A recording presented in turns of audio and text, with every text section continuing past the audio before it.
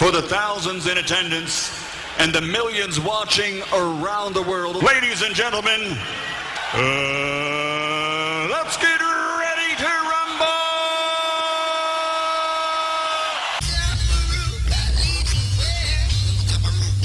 You and your family are going broke right now, and you don't even know it. When the gold standard was set in place, the price of gold remained a constant $20.65 per ounce, and this price fluctuated only 1 penny over the years 1833 to 1890. That means that for 57 years, the US dollar was literally as good as gold. And that's how the United States currency was designed to be from the very beginning.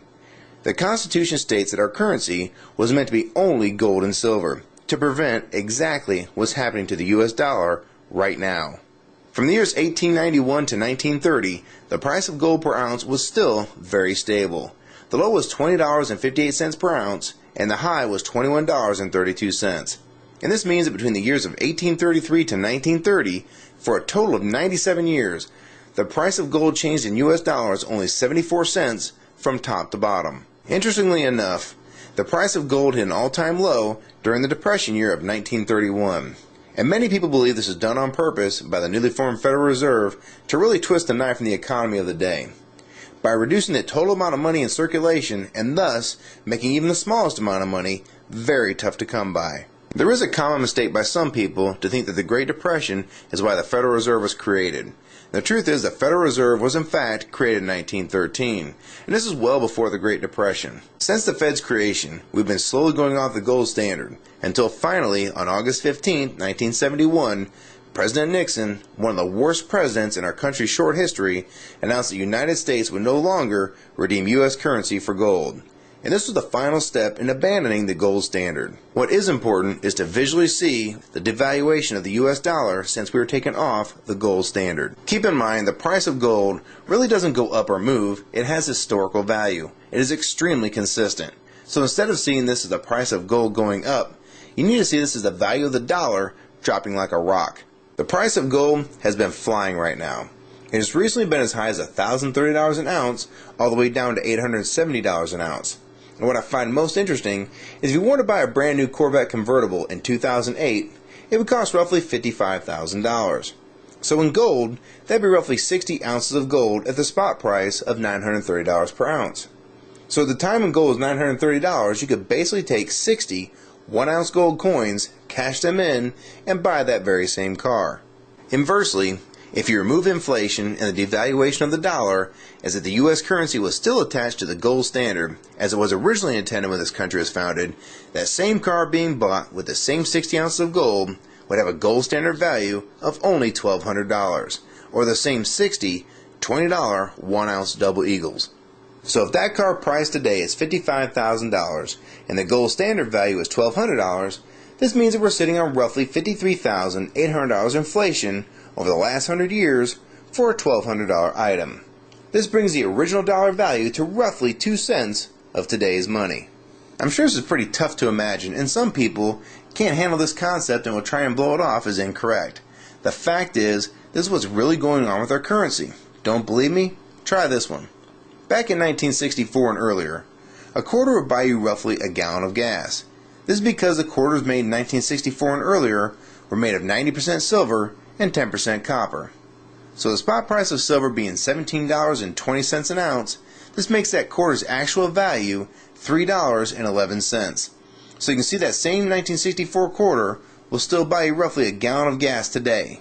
And in case you're wondering, it takes about 5.5 silver quarters to make up a full ounce of silver. This is a fact.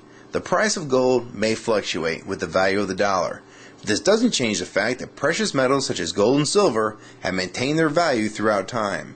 And the only thing that changes is the value of the currencies that are not tied to gold and silver.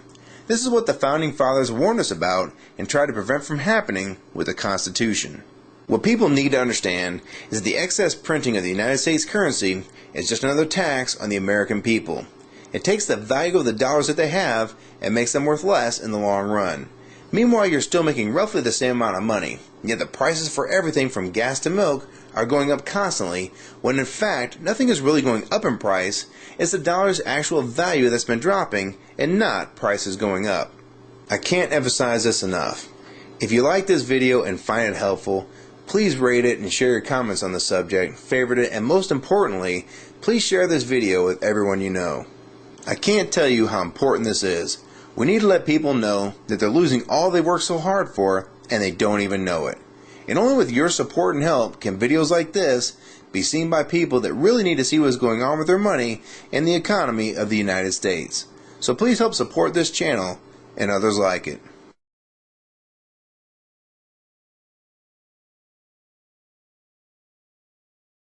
Yeah, so you can't afford for miss tonight, you know. Watch out, go for your tea, go for your chocolate tea, go for your coffee, go for anything where you want, go for where can keep your eye. Go for some matching stick for hold up your eyelid. Cause you don't want to miss tonight show at all. Believe you me.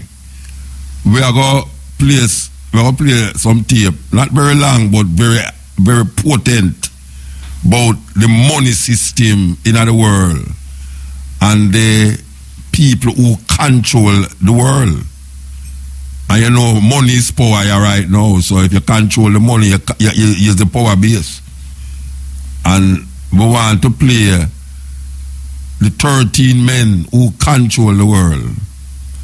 And the main man, we want to play, well, not the main man, the main family, I should say, who control governments,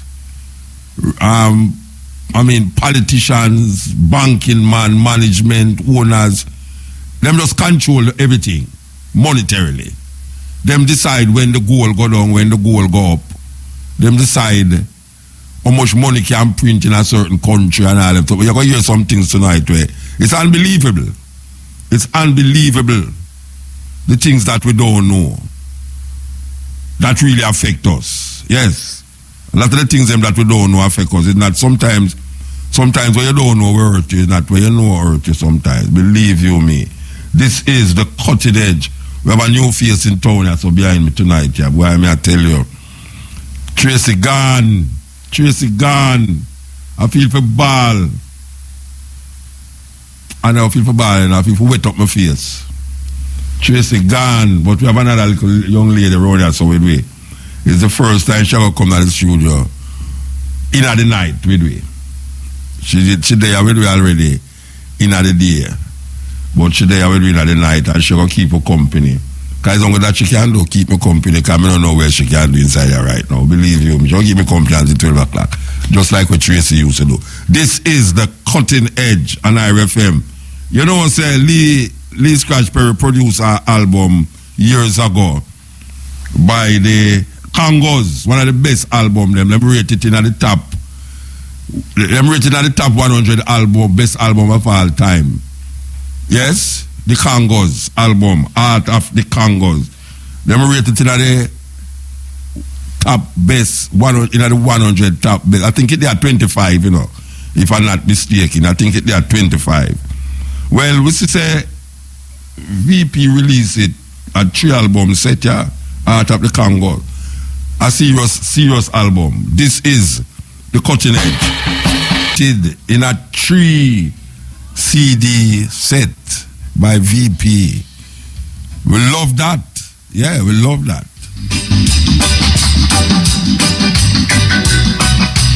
As we are saying, rated in the top 100 albums of all times. We're not talking about just reggae album. We're talking about of all times. This album is Art of the Congo. I tell you, say, you're going to hear some things tonight where it's unbelievable what these men and people do to manipulate and scheme when it comes on to monetary systems and the banking business. It's a very, very serious thing. Yes. And the rain came and washed away people's houses and people belongings. We know what caused that, you know. Not what caused the rain, what caused the people them things to wash away. And the destruction, what we say, about, hey, I don't know, big rainfall neither, you know. All the year ago, I don't know, big rain, you know, just a consistent of, just consistently a fall. But And you know, 1 week what a rain will fall. Like we all have fall in a Bangladesh and Sri Lanka and all the places, you know. And look where go on. And not the first to go on. Just the other day. We don't go through this just the other day too, man. Never go on like say, it's the first time. Just the other day. We are look on all YouTube and I say, people are wash around house, are wash around car, are wash around thing. It's not the first, but what? It's going to continue to happen because these people only react. They react to things. You know, see, they are not proactive. They react to the things them. And them know it's going to happen to you know. It's not hurt me. And now we are wonder if when hurricane come, we are wonder if the meteorological service and the China people them work together with them grocery shop. Because when the meteorological service tell us hurricane come, the Chinese shop them sell out and they get an hurricane come. I don't know if them get a percentage. You think them get a percentage, mama? You don't know. She don't know. I know I give it a signal around there, you know. Are you afraid to talk? She'll give a signal. All right. No, but seriously, we know why. You see we are going in at St. Thomas. At St. Thomas, me really concerned about, you know. Me not come from St. Thomas, but I love St. Thomas. Because we used to plan food at Sunny Hill. Me and my brethren them go way up the top of bush, hillside, they go plan food. And the biggest being, the first time you go run from police to KNPs like me at slave at long a Sunny Hill said way. Biggest being give me go a Sunny at long a St. Thomas said way. And the other man come from St. Thomas, that make it even sweeter. But when you really check it, it's a modern time now, you know. A modern time Rasta. Believe you me. We are going like say, we are America. We are America in our mind. And even America flood out, you know. But how me say Jamaica flood, you know, it's like it's not supposed to happen. It's not supposed to happen, Rasta. The people them who is in charge of certain things, obviously, over the years have not been doing their work. Can you see here say, we short of water now, you know. Wait a little more. Wait a little further more down the line. You're going to hear some boy drought and you must stop water your garden, stop wash your car, stop this, stop that. Then why you all bathe with your sweat. And we know why these things happen. Because the thing keep regurgitating over and over and over. And them not doing anything. And the things that them doing, them keep doing it the same way, all the while, expect to get a different result. The law says if you keep doing the same thing the same way all the while, you're going to get the same result. Unfortunately, these people don't believe that. Because when we look on all the road, everybody now knows that me are the minister of road. When you look on all the road and see how the road them stay, and how them patch it, and how it go dig up back, it's not people go there with fork and pickaxe and dig it up, you know. It's because them using gardener to make road and fix the road.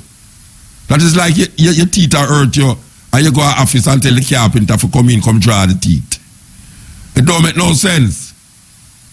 You can't go take the carpenter to come chisel out your bad teeth. No, you get a dentist.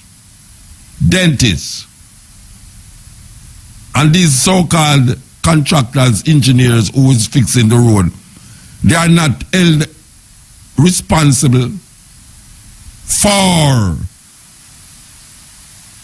not fixing the road properly, because obviously the road is not being fixed properly. Because the same hole that them fixed 3 months ago, 4 months ago, as the little rain come, it dig out back. When you look in there, you see white marl in there. Something is not work. Why them don't use concrete and build the road? They want to say too expensive. They must use cement and concrete and build the road, Rasta. That's what they must do. And stop use this whole time gravel push through in a hole and them to there. I use brick. And I talk about the black, brick black, whenever put salt in a salt water and make the black there. Aye, sir. We need some people who serious. Because them sound serious on TV, you know, but them not serious. Because it keep happening over and over and over and over, year in, year out. Like 6 months. Watch out now. And when the rain come, then they mash up the place. And rain coming on, must say October, the rain coming on, or during January. I don't remember when the rain come. And some in October, the rain come and mash up the place. And them start to complain, rain. Now here we coming in May now. We know say May, even though the rain kind of sustain itself, you know, we know say May and October rain in Jamaica for years. From me I grew up, me know that. Rain fall in October and May. Unless you have a hurricane, you find say, you know, September, you know, November, you find enough rain to fall. But really and truly, May and October is known in Jamaica as the rainy month them. Now we in a May. Nobody never think that the man say, all right, we da get rain all the while still, but you know, say May the time when the rain really are gonna come. Or October, we know so we are get rain all, nowadays we are get rain all in July. We never used to get rain in July, people ball. August, September. But we know so rain are gonna come October. We know that. It never disappoints me yet. But guess what? These people, they must laga and then come talk about how the rain will cause you. And guess what? They must go borrow all money if you do that, fix all the thing them, you know.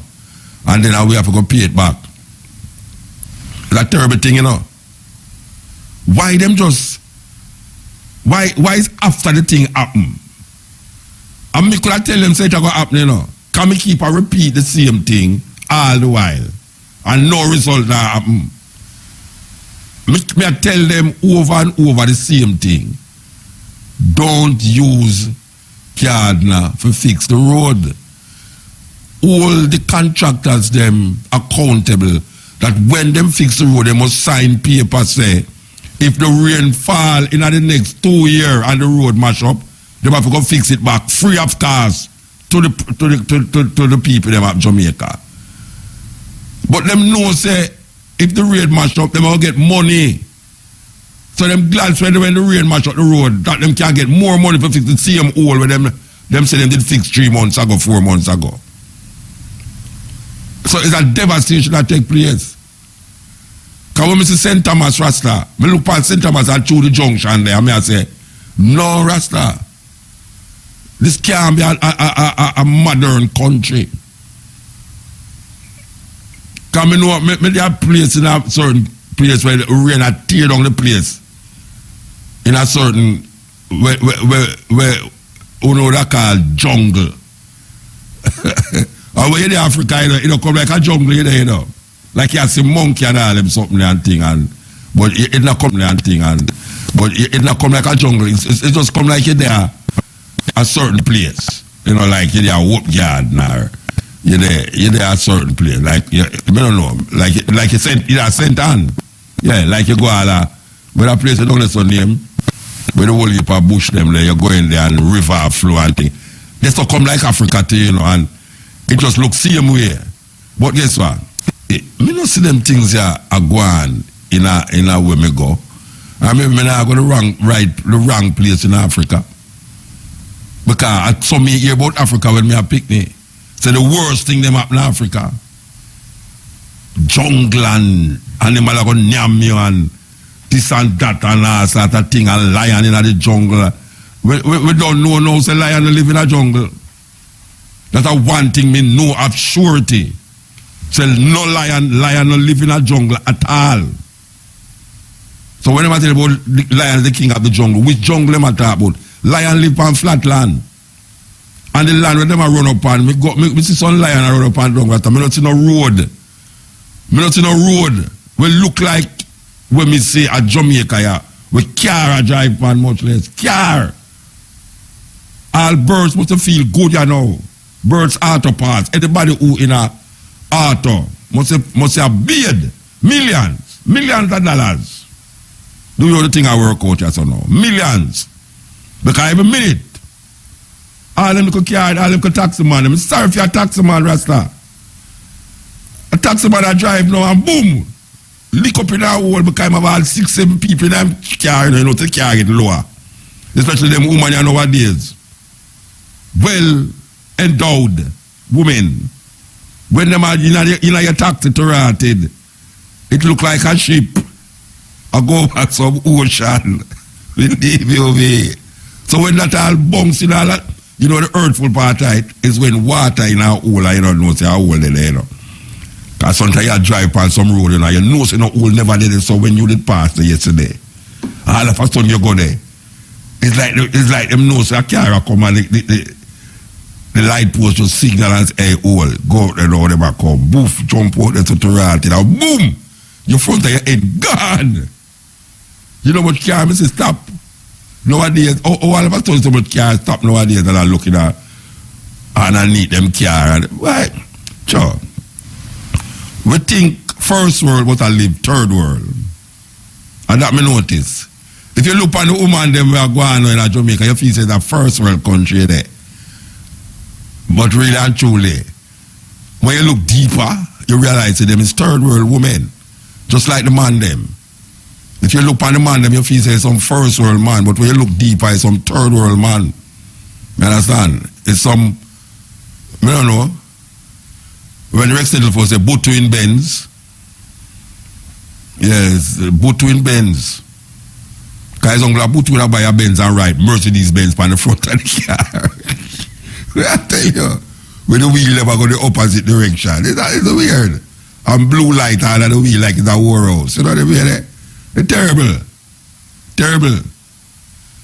Nowadays you go to bed with one woman and wake up with the next woman. You know, you have to wait. I know you better go to bed. A 2 woman will bring in my hotel room. So where the other one there?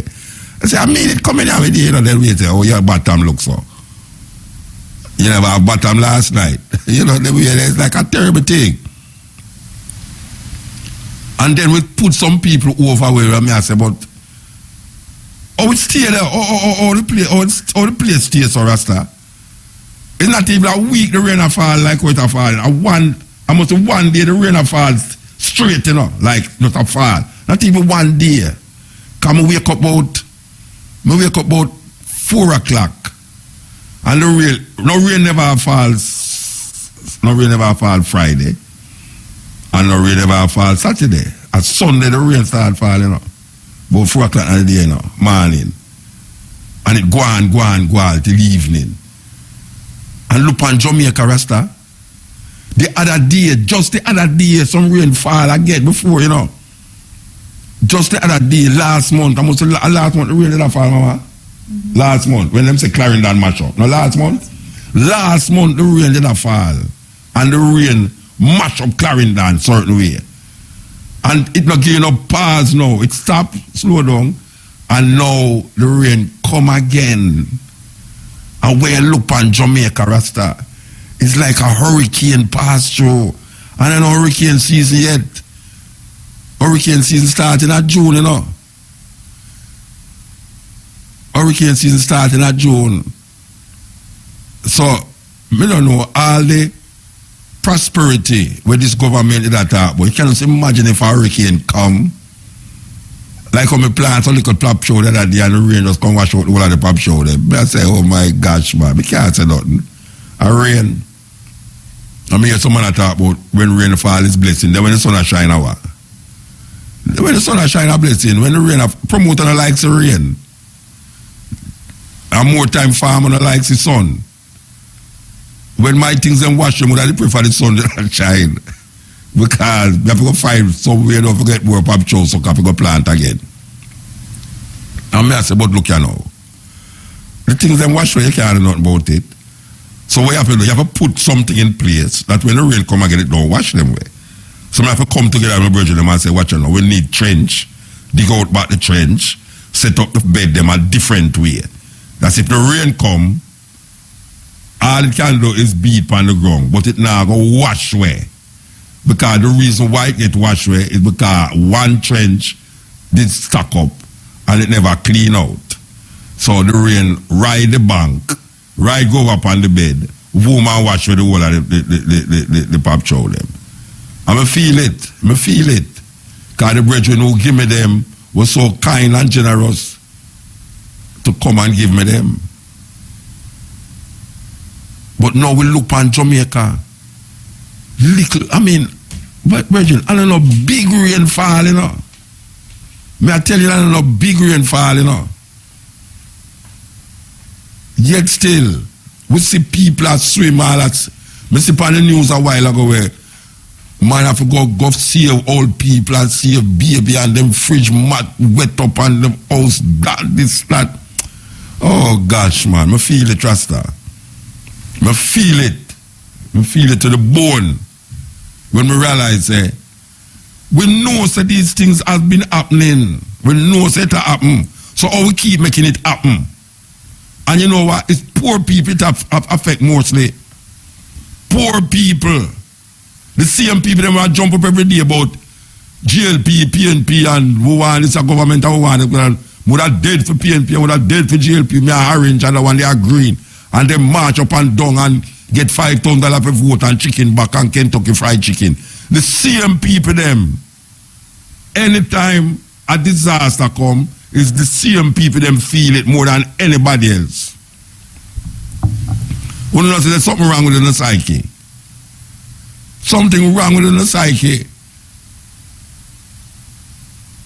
If rain cannot come, breeze a blow, and all these things are happen, and when you look on the television, when you listen to the news reports, it's the same people that get affected every time. Poor people.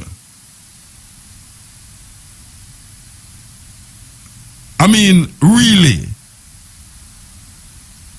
So what are they doing for the people who run up and down every day and talk about orange and talk about green? What are they doing for these people? I don't see them do nothing, really. Because a thing like this happen again, brethren and sistren. It really happen again. The dam are overflow. The dam are overflow, you know. And guess what?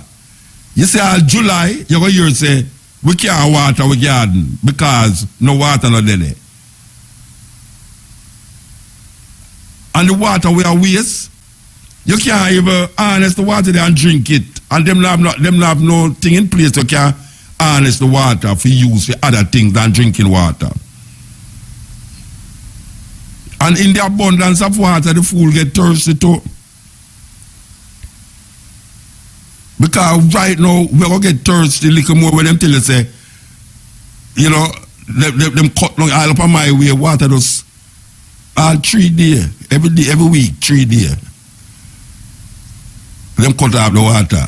You come back in the morning, and then they cut it off again in the evening. I mean, I say, but wait, so much rain fall, and them cut off water. What is this? Rain fall like wow, and them cut off your water steady and wait till the next day before you get back water again. And poor people feel it all the while. And what's so?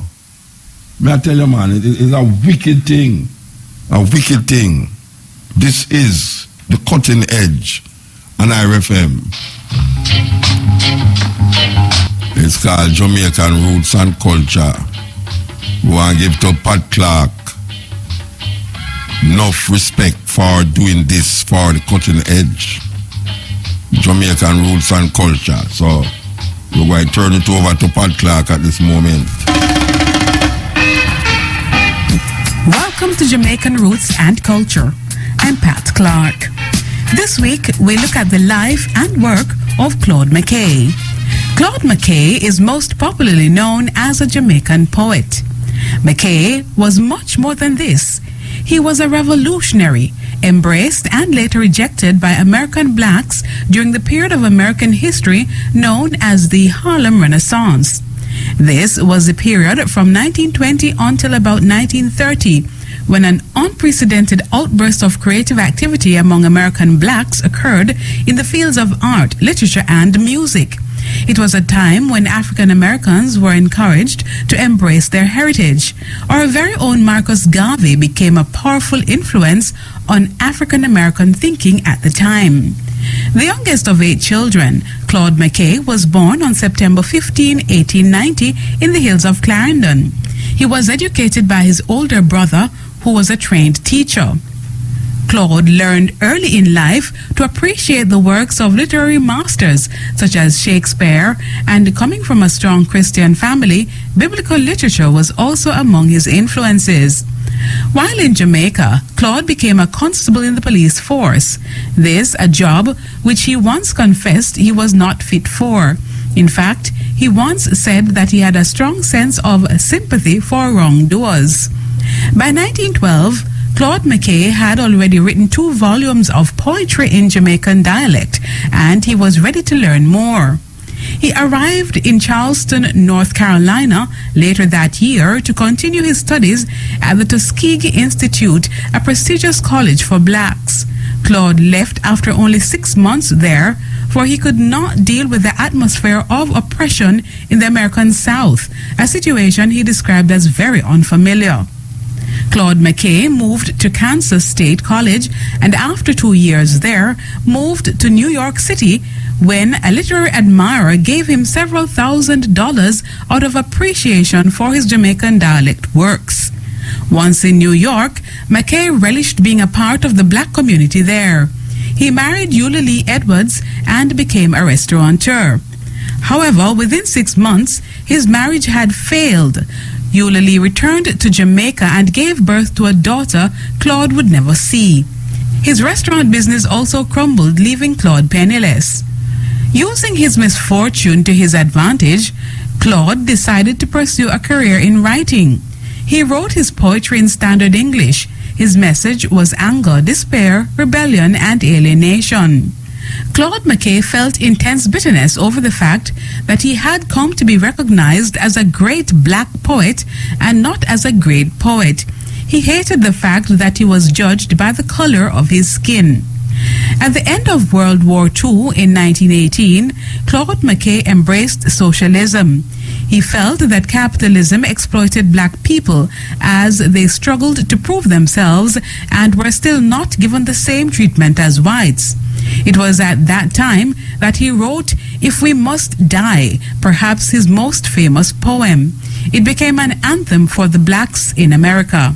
If we must die, let it not be like hogs, hunted and penned in an inglorious spot, while round us bark the mad and hungry dogs, making their mock at our cursed lot.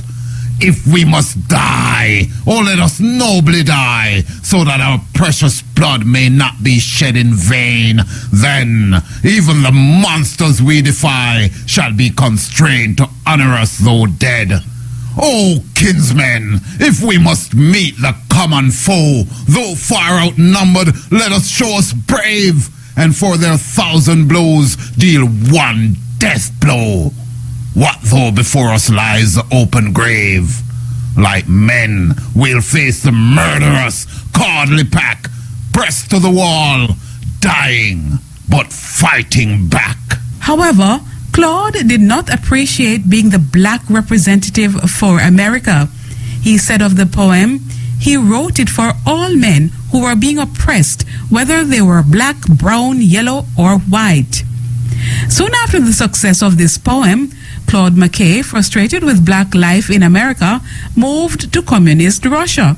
He lived there for 12 years, enjoying life as a celebrity, for he was the first black person to arrive in Russia after its violent revolution, and his socialist views were well known there. He was treated as a black icon in the flesh. Claude McKay had to return to New York in 1934, however, after the Great Depression hit the world economies. He was left penniless. McKay paid for his trip back to the United States with money he had borrowed. He described his return as being expelled from heaven to hell.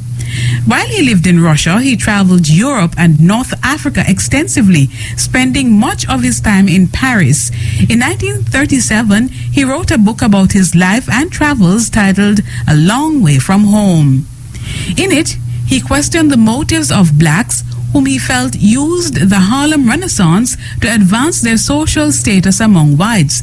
He also hoped that blacks would develop their own form of nationalism and not ally with the political parties in the country. Because of this, he was eventually rejected by the Harlem community, who said he was out of touch with reality. So 28 years after his arrival in the U.S., Claude McKay was poor, dejected, and alone. Soon after this, he was diagnosed with hypertension and dropsy. His failing health prompted him to review his ideals. He rejected socialism and adopted Christianity as a faith on which he had turned his back early in his life. And to the amazement of his contemporaries, Claude found personal salvation in a Catholic church in 1944. He died in a Chicago hospital on May 22nd in 1948 from heart failure. Though most of his life saw him in constant struggle with the reality of being a black man in white America, Claude McKay's message and goal was to eradicate race consciousness, and his dream was to see all races living in harmony. And now, to end Jamaican roots and culture, here's our famous black quotation from the black diaspora. Color is not a human or personal reality. It is a political reality. The words of James Baldwin. Oh, it's so relaxing here in the mountains. The air, the breeze, the trees. But the tree's not the right green. No problem. Huh? No problem. What green do you want? We can do any green. Well, more like pine green, you know? How about this? That's kind of mint green. I mean deeper, a little more colorful. This better? That's it. Now about the color of my sandwich. This is only possible with Colorscape from Sherwin-Williams. Colorscape, real colors for real people. It takes time. The 2017 Household Expenditure Survey. Take time to program.net. At IGL, we know that if you're a welder, bodyman, or mechanic, you're accustomed to this sound. What we want you to hear is, from now until July 16, bring your idle oxygen and acetylene cylinders in good condition, and we will pay up to $3,000 each, up to $3,000. Go to select IGL plants and carry a valid ID to collect your payment. If you can't bring your cylinders, call us and we will get them. Thanks, IGL. Carry in your idle cylinders now. For details, call 443-2664. That's 443-2664. Please enjoy Guinness responsibly. Kabum, Trelawney, Tommy, Unstoppable. You know it's all about Trelawney. Yeah, this is the Cutting Edge on RFM. So, we tell you, so we're going to play some tape tonight, and we want you to listen keenly to these things, because, trust me, even though it might sound like it's just a tape, but it a fake way. All of these things are fake way. In some way or another, it a fake way. And it's not, you know, the population of the earth is about 7 billion, almost 7 billion, them say. Yet still, it's just a handful of men control and manipulate this thing what we call banking system, money system. Because that make the world go round, you know. Money make the world go round, believe you me. One time you could have definitely say money can't buy life, but not again. Because when you're sick, you know, if you don't have money, you're going dead. If you have money, more than likely your life can't get saved. You understand? And most of the time when people kill people, and money them kill them over. Yeah, man. So, we're going to play this first. Here goes.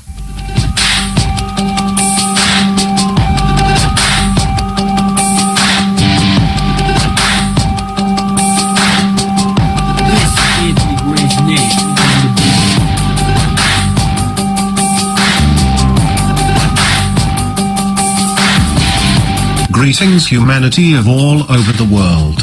We are anonymous. The shadow forces behind the New World Order are following a slow-paced agenda of total control over mankind and our planet's resources. David Icke coined it the totalitarian tiptoe because they are making very small steps towards our complete and definitive enslavement. As a result, the masses remain relatively unaware of the fact that their liberties are being gradually taken away, while the power of the New World Order octopus grows steadily. somewhere near the very top of the pyramid, an extremely elitist organization known as the Council of the 13 Families orchestrates all of the major world events. As the name suggests, the council consists of the top 13 most influential families on Earth. An increasingly number of people is becoming aware that 99% of the Earth's population is controlled by an elite of 1%, but the Council of the 13 Families consists of less than 1% of the 1% elite, and nobody on Earth can apply for membership. In their opinion, they are entitled to rule over the rest of us, because they believe that they are the direct descendants of the ancient gods, and consider themselves royal. These families are 1. Rothschild, Bauer or Bauer. 2. Bruce. 3. Cavendish, Kennedy. 4. De Medici. 5. Hanover. 6. Habsburg. 7. Krupp. 8. Plantagenet. 9. Rockefeller. 10. Romanov. 11. Sinclair, St. Clair. 12. Warburg, Del Banco. 13. Windsor, Saxe-Coburg-Gotha. Personally, I suspect that this may not be the complete list, and some very powerful lineages are still unknown to us. The Rothschild dynasty is unquestionably the most powerful, visible, bloodline on Earth, and their estimated wealth is around $500 trillion. They exercise their power through the world banking empire, which is almost entirely owned by them. The most important institutions that work hard to establish the New World Order and completely enslave our species are 1. The City of London, finance, controlled by the Rothschilds, not part of the United Kingdom. 2. The United States Federal Reserve, finance, private bank, owned by the Rothschilds, not part of the United States. 3. The Vatican City, indoctrination, deception and scare tactics, not part of Italy. 4. Washington, D.C., military, mind programming, brainwashing and depopulation, not part of the United States. All of the above institutions function as individual states, operating under their own laws. Hence, there is no court of law on Earth that could ever prosecute them. The multitude of secret societies in existence today operate as branches of a mega corporation, which is owned by the Council of the 13 Families. Even though they have been handsomely rewarded for their work, the members of these secret societies are not members of the elite bloodlines, they don't know who their masters are, and they have no idea what the real agenda is. Another mass enslavement tool that they are using against us is the so-called amounts of information. So why are we still paying huge amounts of money for governmental education? Because the world's elite require that our children learn conformity and inside-the-box thinking. Mankind's faith is hanging in the balance right now, as the control of the New World Order octopus spreads. On the one hand, we are very close to our complete enslavement, while on the other hand, we could easily crumble to the ground their pyramid of power by simply uniting against their deception in a peaceful revolution of minds, hearts and souls. We've asked for years what their greatest weapon of enslavement is. Is it poor education combined with constant indoctrination? Is it the fear generated by religion? Is it the fear of being punished, jailed, or killed by the system? Or is it the invisible enslavement of the monetary system? In our opinion, all of the above combined had a huge impact on our society and the way we think, but their biggest weapon is hands down the financial system. The financial system has stealthily enslaved our species, and now we are being used as currency slaves. We all work from 9 to 5 every day, in boring and depressing environments, not stimulated by anything creative or constructive. In most cases, the sole motivation for going to work is the next paycheck, and no matter how hard we work, we never seem to have enough money. Have you ever wondered why mega corporations reaping billions a year in profits pay dozens of millions to their CEOs, and as close as possible to the minimum wage to the rest of the employees? This has been carefully designed, because a person that is constantly on the edge will never have time for self-education, introspection, and eventually, spiritual awakening. Isn't this our main purpose on Earth? To become spiritual beings, and by spiritual, we obviously don't mean religious, and complete the incarnation cycle. They don't need educated people, who are capable of critical thinking and have spiritual goals. No, this kind of people are dangerous to the establishment. They want obedient robots, just intelligent enough to operate the machines and keep the system running, but stupid enough never to ask questions. All of the world's biggest problems have their roots deeply embedded in the financial plague. Wars are profitable, diseases are profitable, Earth's plundering is profitable, human slavery and inhumane working conditions are profitable. Our leaders have been corrupted by money, and mankind's collective mission on Earth has been hijacked by money. So why do we need the financial system in the first place? Actually, we don't need it, at least not anymore. The planet doesn't charge us a cent for using its natural resources, and we have the technology to extract them without physically working a day. More to the point, there are brilliant minds out there discussing the concept of a resource-based economy for decades. One example is Mr. Jack Fresco, a brilliant industrial designer and social engineer who spent most of his life designing the future. The cities proposed by Mr. Jack Fresco will be built by autonomous construction robots and will be eco-friendly and self-sustainable, earthquake and fireproof. Other people are already discussing the transition plan towards the economy of the future, where money are no longer required, and all individuals will be offered the best conditions to reach their highest potentials, all for the benefit of our species as a whole. So, our question is, are we ready to embrace the future and escape the control of the elite in a world without money? Or are we going to allow the New World Order plan to happen? We are all anonymous by default, united as one, divided by none. To the rich, greedy, filthy slave creators, you will be removed. Six stars.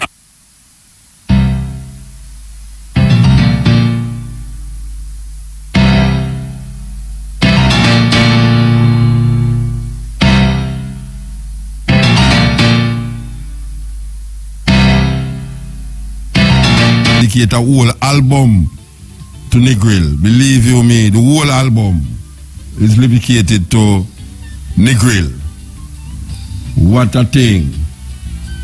We are not hear about Negril anymore.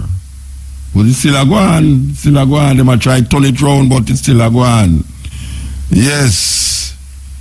Cutting edge. Here goes. I'm going to play this. Please make today awesome.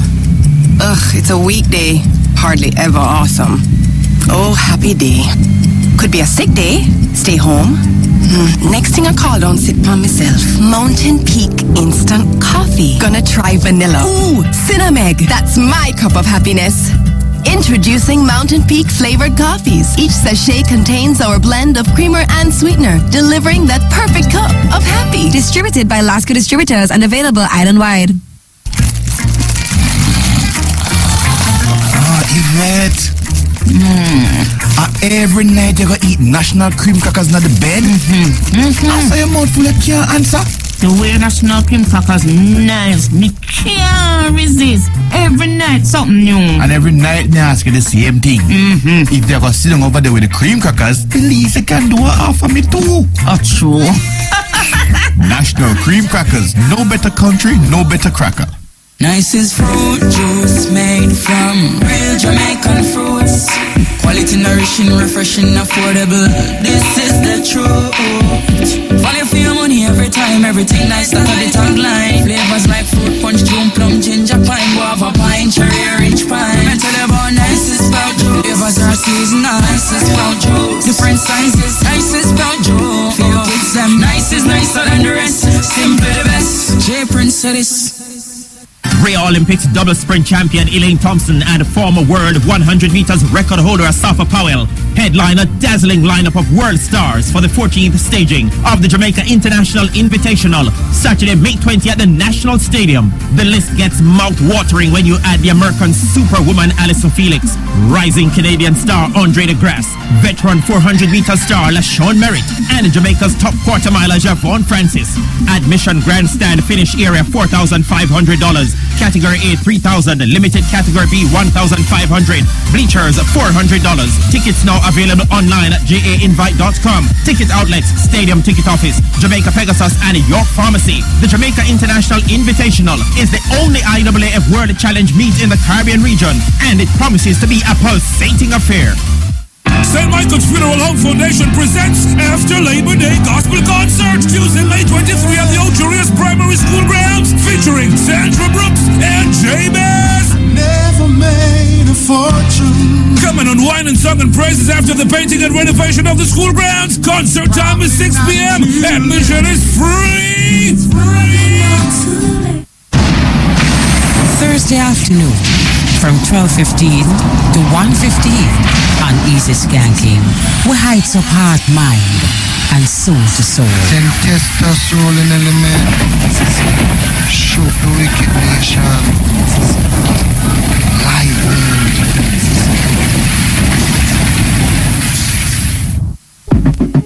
This Friday, May 19, cash repayment is here at Sam Sharp Square, Montego Bay. GKM Pay is going to make your day with safe and easy payments for just about anything from your mobile. No cash needed. Join me and Earl Sparks and the RFM crew from 2 p.m. with all the fun and vibes. Sign up to buy and sell, games, giveaways, prizes, IT, and fancy cat. You pay, I pay, we all pay with GKM Pay. Bring a valid ID and TRN number to sign up this Friday. Sam Sharp Square, Montego Bay. Thanks to GKM Pay. Money goes mobile. Sian Value Center Wholesale and Retail, 203.5 Spanish Town Road, across from the Examination Dip at 2 miles, introduces you to the specials on Nutrimix Animal Feed. Fine grain $1,700, big grain $1,655. Pig grow and cracked corn are also available. We're open from 6 a.m. every day, including public holidays, to serve you. Visit us or call 758-9002. Sian Value Center, where you get more for less. I tell you, say holiday most around the place. I wish holiday come up here now. And me being holiday, them have holiday na me. Most. You can't do when holiday come up here, believe you me.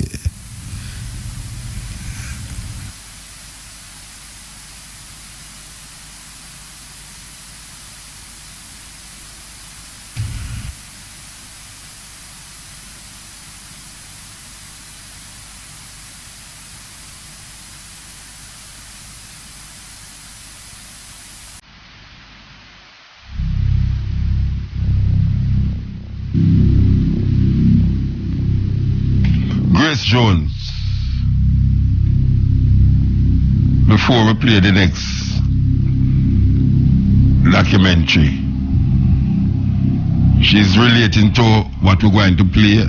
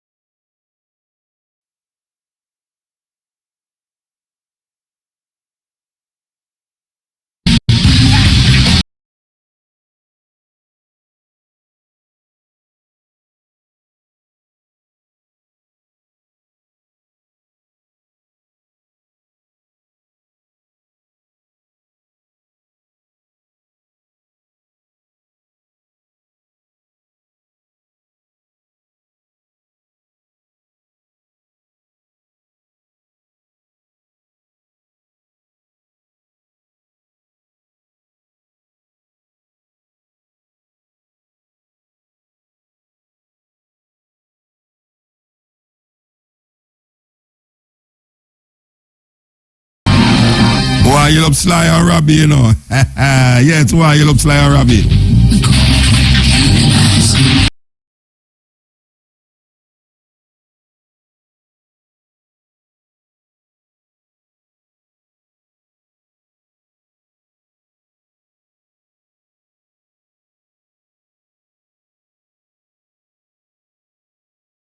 This whole female artist coming out of Jamaica. Grace Jones.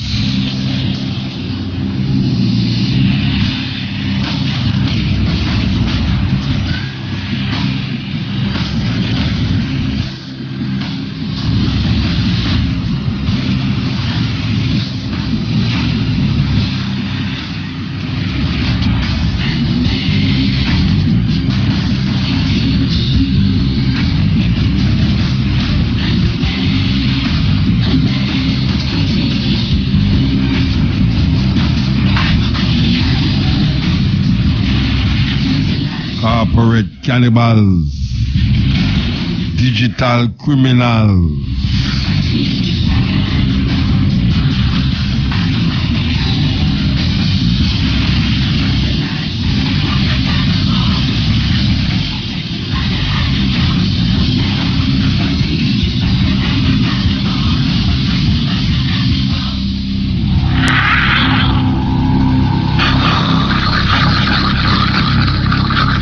You are listening to Mutabaruka.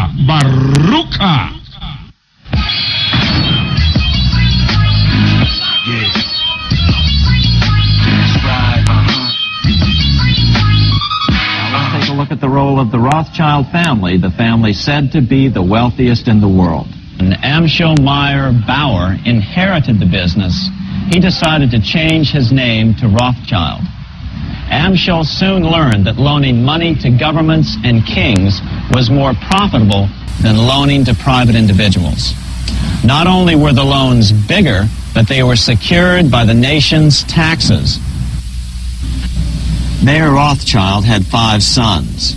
He trained them all in the skills of money creation, then sent them out to the major capitals of Europe to open branch offices of the family banking business. His first son, Amschel Meyer, stayed in Frankfurt to mind the hometown bank. His second son, Solomon, was sent to Vienna. His third son, Nathan, was clearly the most clever. He was sent to London at age 21 in 1798, 100 years after the founding of the Bank of England. His fourth son, Karl, went to Naples, and his fifth son, Jacob, went to Paris. Rothschild soon grew unbelievably wealthy. By the mid-1800s, they dominated all European banking and were certainly the wealthiest family in the world. They financed Cecil Rhodes, making it possible for him to establish a monopoly over the diamond and gold fields of South Africa. In America, they financed the Harrimans in railroads, the Vanderbilts in railroads and the press, and Carnegie in the steel industry, among many others. In fact, during World War I, J.P. Morgan was thought to be the richest man in America. But after his death, it was discovered that he was actually only a lieutenant of the Rothschilds. By 1850, James Rothschild, the heir of the French branch of the family, was said to be worth 600 million French francs, 150 million more than all the other bankers in France put together. He built this mansion called Ferrier, just east of Paris. Wilhelm I, on seeing it, exclaimed, "Kings couldn't afford this. It could only belong to a Rothschild." Money changers, those who loan out and manipulate the quantity of money, were active in medieval England. In fact, they were so active that acting together, they could manipulate the entire English economy. These were not bankers per se. The money changers generally were the goldsmiths. They were the first bankers because they started keeping other people's gold for safekeeping in their vaults. The first paper money was merely a receipt for gold left at the goldsmith. Paper money caught on because it was more convenient than carrying around a lot of heavy gold and silver coins. Eventually, goldsmiths noticed that only a small fraction of the depositors ever came in and demanded their gold at any one time. Goldsmiths started cheating on the system. They discovered that they could print more money than they had gold, and usually no one would be the wiser. Then they could loan out this extra money and collect interest on it. This was the birth of fractional reserve banking.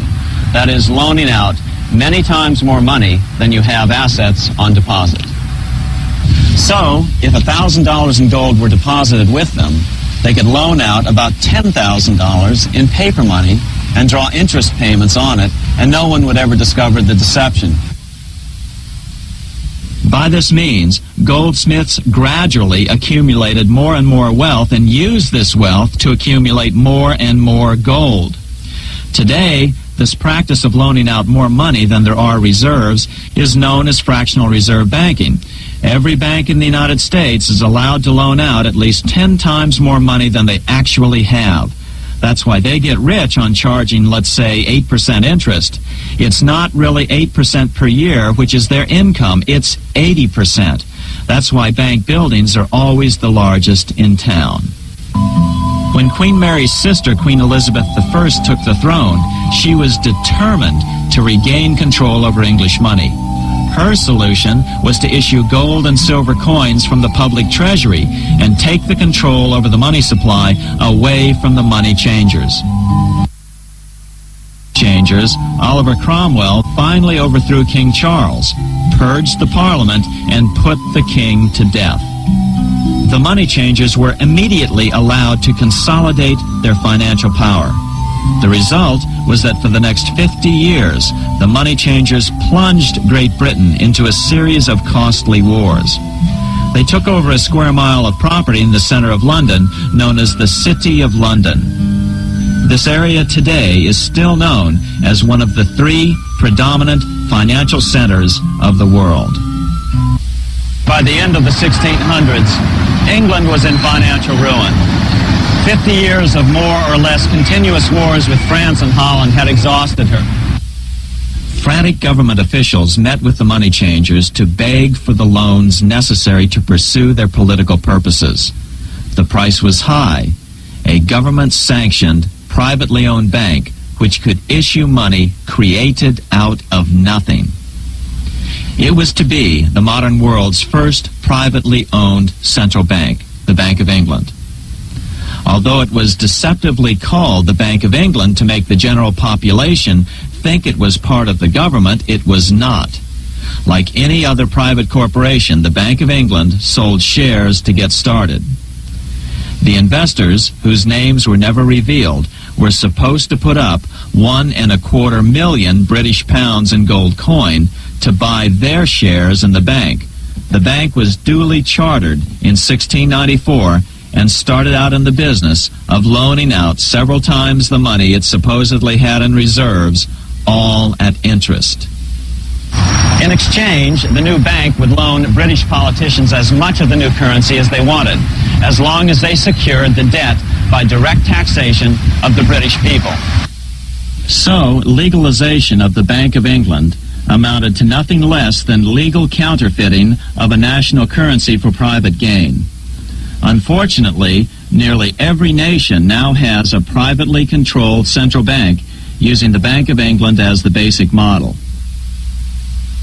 Such is the power of these central banks that they soon take total control over a nation's economy.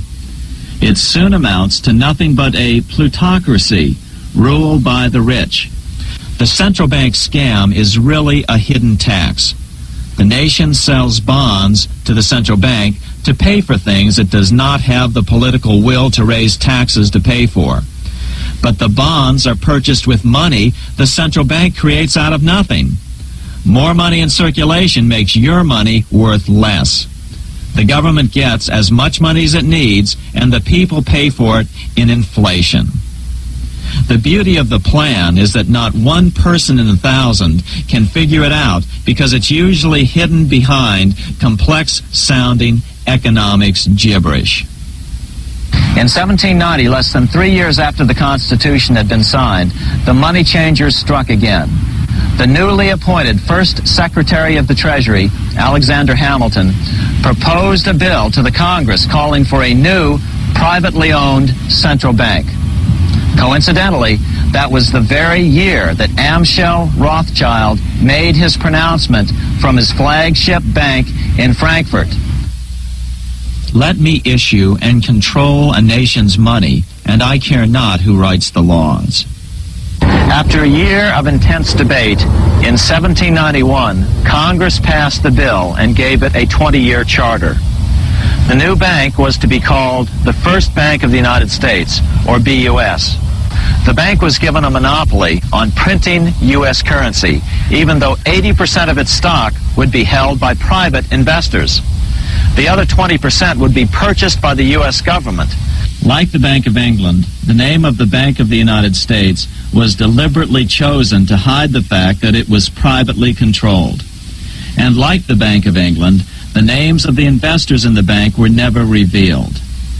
Many years later, it was a common saying that the Rothschilds were the power behind the old Bank of the United States.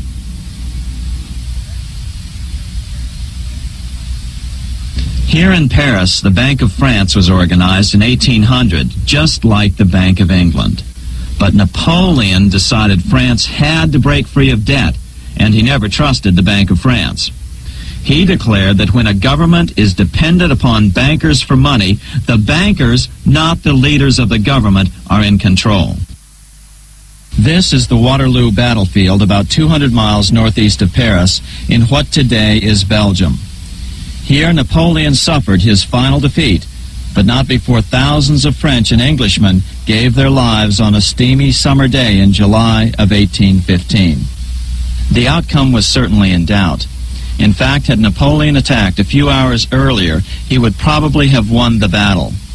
But no matter who won or lost, back in London, Nathan Rothschild planned to use the opportunity to try to seize control over the British stock and bond market and possibly even the Bank of England.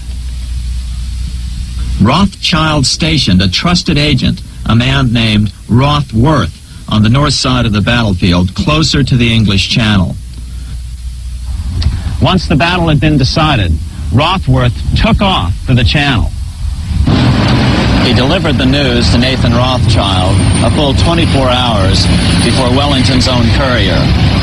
Rothschild hurried to the stock market and took up his usual position in front of an ancient pillar. All eyes were on him. The Rothschilds had a legendary communications network. If Wellington had been defeated and Napoleon was loose on the continent again, Britain's financial situation would become grave indeed. Rothschild looked saddened. He stood there motionless, eyes downcast. Then suddenly he began selling. Other nervous investors saw that Rothschild was selling. It could only mean one thing. Napoleon must have won, Wellington must have lost. The market plummeted. Soon everyone was selling their consols, their British government bonds, and prices dropped sharply. But then Rothschild started secretly buying up the consols through his agents for only a fraction of their worth hours before. Myths, legends, you say? 100 years later, the New York Times ran a story which said that Nathan's grandson had attempted to secure a court order to suppress a book with this stock market story in it. The Rothschild family claimed the story was untrue and libelous, but the court denied the Rothschilds' request and ordered the family to pay all court costs. What's even more interesting about this story is that some authors claim that the day after the Battle of Waterloo, in a matter of hours, Nathan Rothschild came to dominate not only the bond market, but the Bank of England as well. Whether or not the Rothschild family seized control of the Bank of England, the first privately owned central bank in a major European nation and the wealthiest, one thing is certain. By the mid-1800s, the Rothschilds were the richest family in the world, bar none.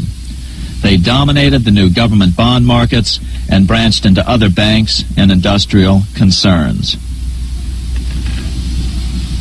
In fact, the rest of the 19th century was known as the Age of the Rothschilds. Despite this overwhelming wealth, the family has generally cultivated an aura of invisibility. Although the family controls scores of industrial, commercial, mining, and tourist corporations, only a handful bear the Rothschild name.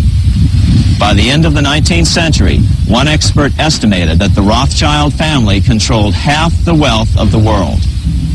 Whatever the extent of their vast wealth, it is reasonable to assume that their percentage of the world's wealth has increased since then. But since the turn of the century, the Rothschilds have cultivated the notion that their power has somehow waned even as their wealth increases. Just 1 year after Waterloo and Rothschild's alleged takeover of the Bank of England, the American Congress passed a bill permitting yet another privately owned central bank. This bank was called the Second Bank of the United States. Just as before, the primary stockholders remained a secret.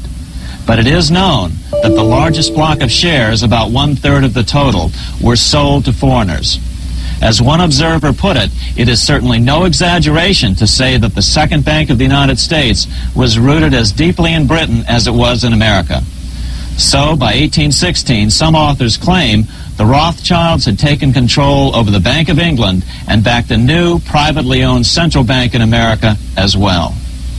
During the early 1900s, men like J.P. Morgan led the charge. One final panic would be necessary to focus the nation's attention on the supposed need for a central bank. The rationale was that only a central bank can prevent bank failures. Morgan was clearly the most powerful banker in America and a suspected agent for the Rothschilds. Morgan had helped finance John D. Rockefeller's Standard Oil empire. He had also helped finance the monopolies of Edward Harriman in railroads, of Andrew Carnegie in steel, and of others in numerous industries. But on top of that, J.P. Morgan's father, Junius Morgan, had been America's financial agent to the British. After his father's death, J.P. Morgan took on a British partner, Edward Grenfell, a longtime director of the Bank of England.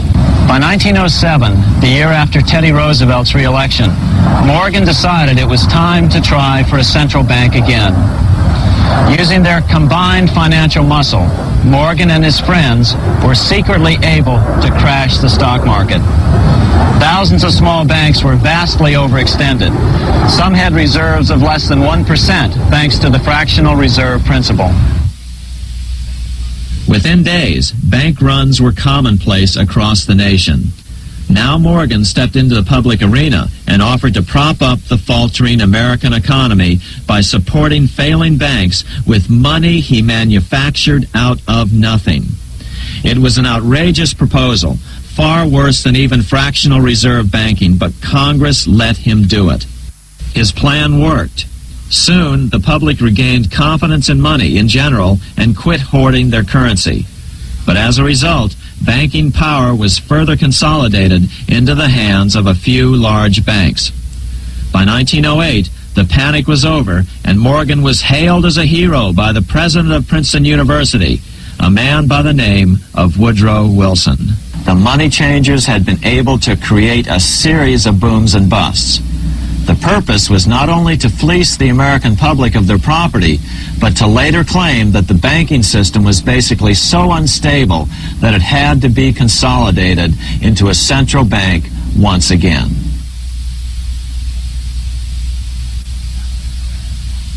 After the crash, Teddy Roosevelt, in response to the panic of 1907, signed into law a bill creating something called the National Monetary Commission. Of course, the commission was packed with Morgan's friends and cronies. The chairman was a man named Senator Nelson Aldrich from Rhode Island. Aldrich represented the Newport, Rhode Island homes of America's richest banking families. His daughter married John D. Rockefeller Jr., and together they had 5 sons: John, Nelson, who would become vice president in 1974, Lawrence, Winthrop, and David, the head of the Council on Foreign Relations and former chairman of Chase Manhattan Bank. As soon as the National Monetary Commission was set up, Senator Aldrich immediately embarked on a 2-year tour of Europe, where he consulted at length with the private central bankers in England, France, and Germany. The total cost of his trip alone to the taxpayers was $300,000, an astronomical sum in those days. Shortly after his return, on the evening of November 22nd, 1910, some of the wealthiest and most powerful men in America boarded Senator Aldrich's private rail car and in the strictest secrecy journeyed to this place, Jekyll Island, off the coast of Georgia. With the group came Paul Warburg. Warburg had been given a $500,000 per year salary to lobby for the passage of a privately owned central bank in America by the investment firm Kuhn, Loeb and Company. Warburg's partner in this firm was a man named Jacob Schiff, the grandson of the man who shared the Green Shield house with the Rothschild family in Frankfurt. Schiff, as we'll find out later, was in the process of spending $20 million to finance the overthrow of the Tsar in Russia. These three European banking families, the Rothschilds, the Warburgs, and the Schiffs, were interconnected by marriage down through the years, just as their American banking counterparts, the Morgans, Rockefellers, and Aldriches were. Secrecy was so tight that all 7 primary participants were cautioned to use only first names to prevent servants from learning their identities. Years later, one participant, Frank Vanderlip, president of National City Bank of New York and a representative of the Rockefeller family, confirmed the Jekyll Island trip in a February 9, 1935 edition of the Saturday Evening Post. Yeah, this is the Cutting Edge on RFM. We're going to come forward to that, but you know, so the time is now 12 o'clock. Brothers and sisters, this is Chalice. Join us with respect for our national anthem. Let us stand and defend this one. Peace and love. Thank you. Eternal Father, bless our land. Guide us with thy mighty hand. Keep us free from evil powers. Do our life through countless hours. To our leaders, great defenders, grant true wisdom from above.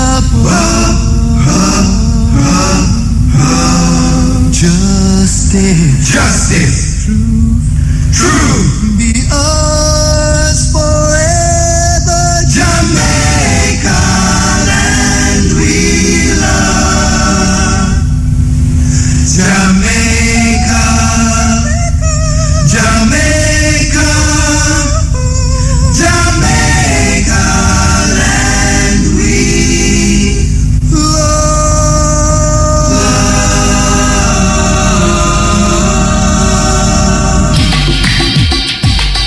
I'm Sly Dunbar. I'm my name Robbie Shakespeare. Stay tuned to RFM Mutabaruka. Right now, this is the Cutting Edge. Seeing it's a motor.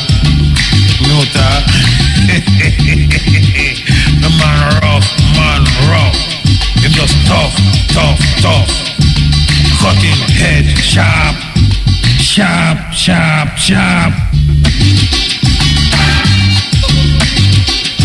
Cutting edge. Seeing Mutabaruka. Seeing RFM. Seeing. Yes, Sly Dunbar. Seeing. And Mr. Robbie. Seeing. Stay tuned to RFM Mutabaruka Cutting Edge. Seeing.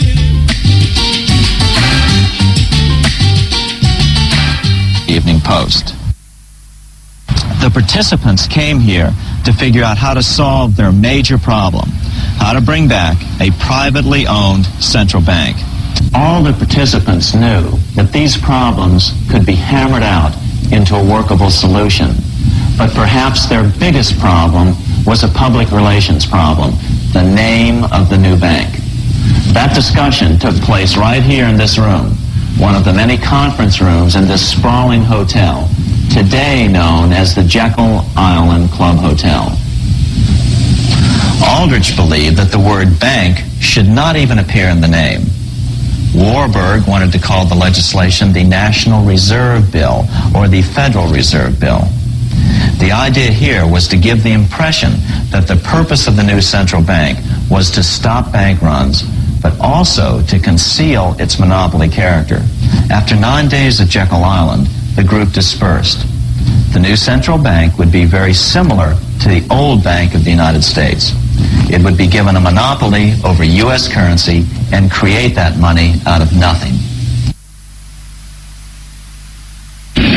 Like the pharaohs of ancient Egypt who built their empire with the help of a grand vizier, Queen Elizabeth II also has a grand vizier, serves as her most trusted advisor.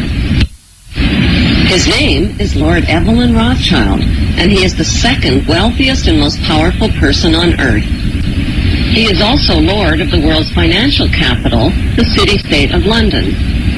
Lord Rothschild and his ring of power hide their identities behind 13 city council members who stand in as their representatives.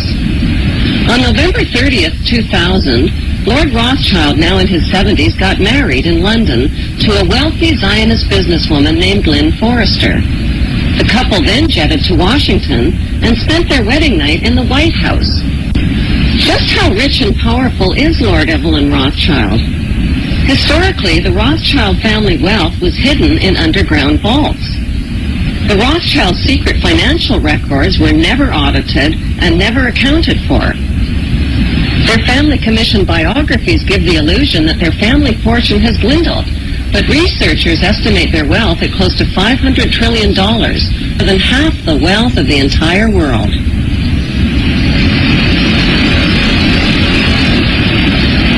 Besides their many castles, palace mansions, wineries, racehorses, and exotic resorts, the Rothschilds bought Reuters in the 1800s. Reuters then bought the Associated Press, which selects and delivers the same news stories to the entire world, day after day. They have controlling interest in 3 major television networks and easily avoid media attention since they own it. Until recently, they owned and operated England's Royal Mint and continue to be the gold agent for the Bank of England, which they also direct. They control the LBMA, London Bullion Market Association, where 30 to 42 million ounces of gold worth over $11 billion are traded daily. The Rothschilds earn millions weekly just on transaction fees alone. They also fix the world price of gold on a daily basis and profit from its ups and downs. Over the centuries, the Rothschilds have amassed trillions of dollars worth of gold bullion in their subterranean vaults and have cornered the world's gold supply. They own controlling interest in the world's largest oil company, Royal Dutch Shell. They operate phony charities and offshore banking services where the wealth of the black nobility and the Vatican is hidden in secret accounts at Rothschild Swiss banks, trusts, and holding companies. How did Evelyn Rothschild become the filthy rich Grand Vizier to Queen Elizabeth II and godfather of the black nobility?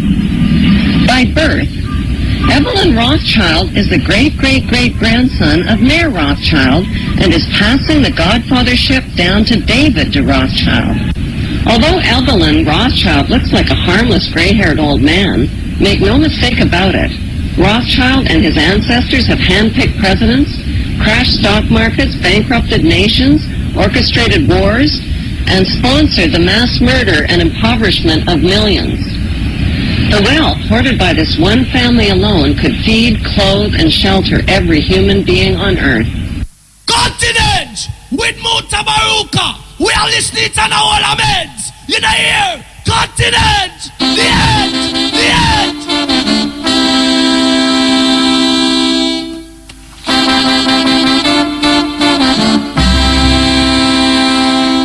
It's a hard road to travel and a mighty long way to go. It's a hard road to travel and a mighty long way to go. Donkey war water, pulling through. I hear kind of enlightenment to the ones them out there who listen to the Cutting Edge. Because it's a serious thing. The only thing with it is that we don't even know if we can do nothing about it. And money make the main road, you don't understand? So, we don't know, maybe down the line we can use the information to really do something. But really and truly, when you hear say, half of the money in the world is controlled by a family. And you know, for another information, you know, is that the Rothschild family married into the family, you know. Because them don't want the wealth come out of the family. So you find, say, cousin married cousin, uncle married cousin, them kind of way that them married inside of the family. So the money stays like first time with the British monarchy. Them used to married inside of the family so that the bloodline don't get tainted according to how them see it. But when you hear how much people in the world are starved and are suffer, and knowing say a family, one family all have half of the money in the world, and them can decide the value of your money. The value of your money, them can decide it. And our gold represent significant and important aspect of money. When we know that most of the gold come out of Africa. Most of the gold, them dried from out of Africa, Southern Africa to be precise.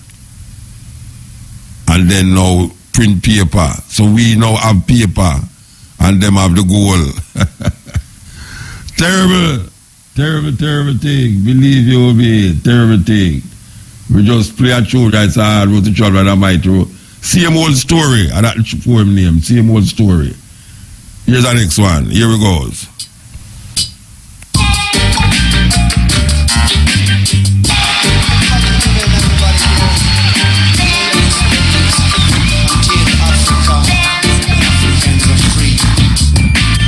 Original slave. Nobody can stop reggae. Reggae is strong. Spirit of hope, cast in greed and hate. Yeah, we want to tell you that this Friday there will be an unveiling of a Marcus Garvey statue. This is the first black statue that is going to be unveiled on the campus of the University of the West Indies, and to the delight of ones who see and recognize Marcus Garvey. It will be a statue of Marcus Garvey. So this Friday, May the 19th, there will be an unveiling of Marcus Garvey's statue at the University of the West Indies. Time 3:30 p.m. I have to be there. By the hook or the crook, I have to be there. The venue is in front of the Faculty of Humanities and Education. And they will have speakers like Julius Garvey, one of the sons of Marcus Garvey, Professor Rupert Lewis, who has written many books on Garvey, and Dean Wariboko, chairman of the event. And as we said before, this is the first black statue to be unveiled on the campus of the university. Can you imagine that? Well, what can we say? Because them still call it the West Indies. Marcus Garvey would have ball now if he hears the thing. After all of that, we still call the university and call it the West Indies. You know, I mean, really, Christopher Columbus still live. And our next event here on Friday, May the 26th, the Peter Abrams Tribute Symposium will take place. The Department of Sociology, Psychology and Social Work will be presenting the annual African Liberation Day Symposium. Team, Peter Abrams, the forgotten Pan-Africanist. You know, Peter Abrams was a South African, came here and lived here and died here. We hear say, is the one I'm Gardner, them kill him. Can you imagine that at 60? Hey, boy, may I tell you. And Peter Abrams, I think Peter Abrams was in the 90s, you know. In the 90s, yes. Anyway, the speakers will be Professor Rupert Lewis, Earl Maxam, Dr. Shani Roper, and Dr. Michael Abrams. Time 6 p.m. to 9 p.m. Venue, multifunctional room near the UWI main library. Admission is free. So it's two things are going on.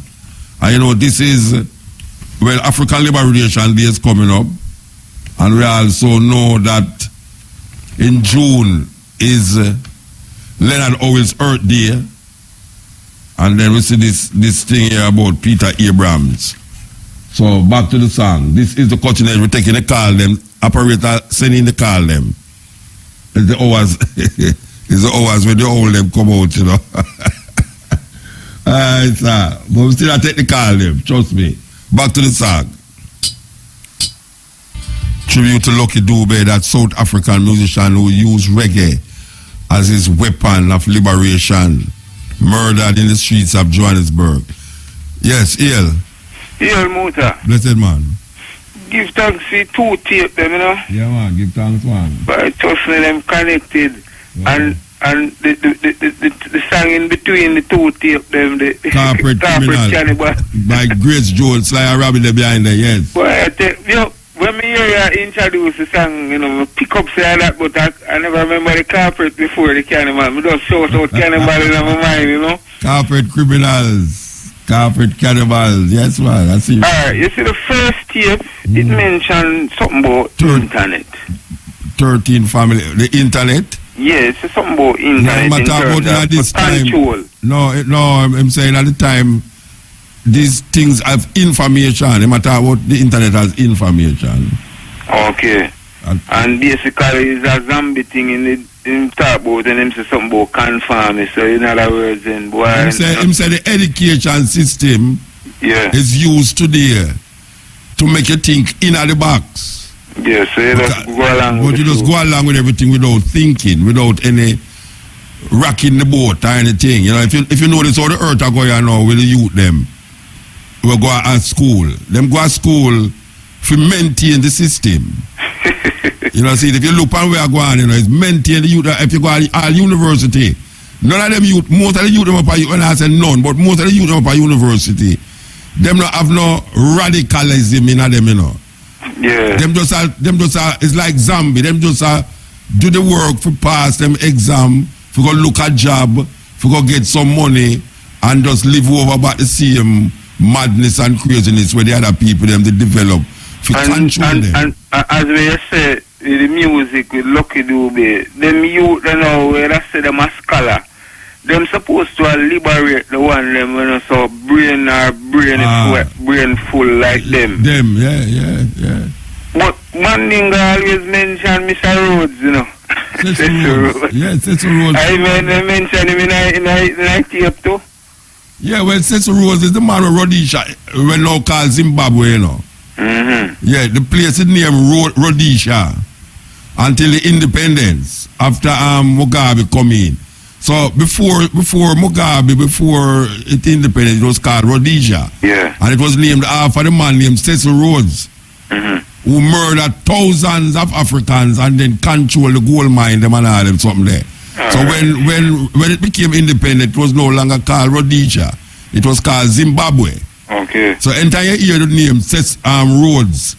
Cecil Rhodes. You ever hear about the Rhodes Scholarship? Yeah, man, hear about the one in Jamaica. When you think how black people change, black people accept a scholarship by a murderer. Can you imagine a Jew accept a scholarship named Hitler Scholarship? Can you imagine that a Jew walk around with that scholarship and I say, boy, him just get the Hitler Scholarship? You know, and black people now, millions of people dead because of Cecil Rhodes. Yet still them have a scholarship named Rhodes Scholarship. Where people is very proud, black people them hug it up, man, them hug it up. Gosh, man, it's terrible, man. Terrible. But this thing I know with the financial system, motor, basically you know the origins of it, when them say them are lend out money where them don't even have. Yeah. That are basically scamming. Well, brethren, they don't know to the old financial watch out. the Jamaican bank, you know by your the separator last week when we play the minister in the house, the opposition man, the Jackson name.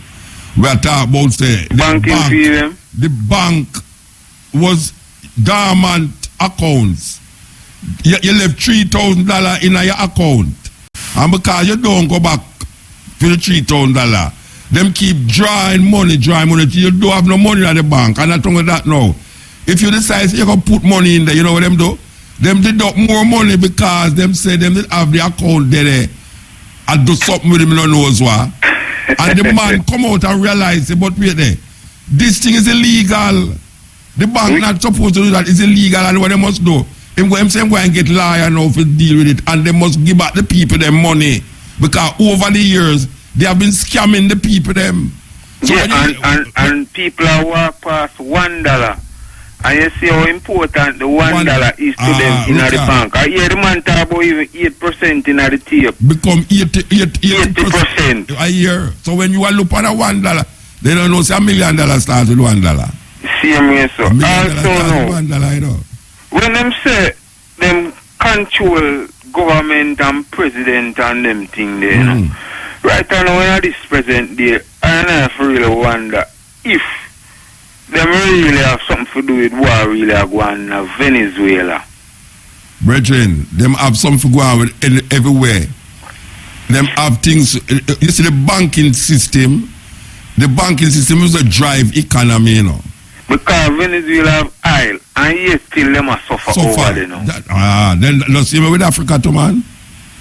Because Africa the richest country. What I feel them all do, is like them all suffer them.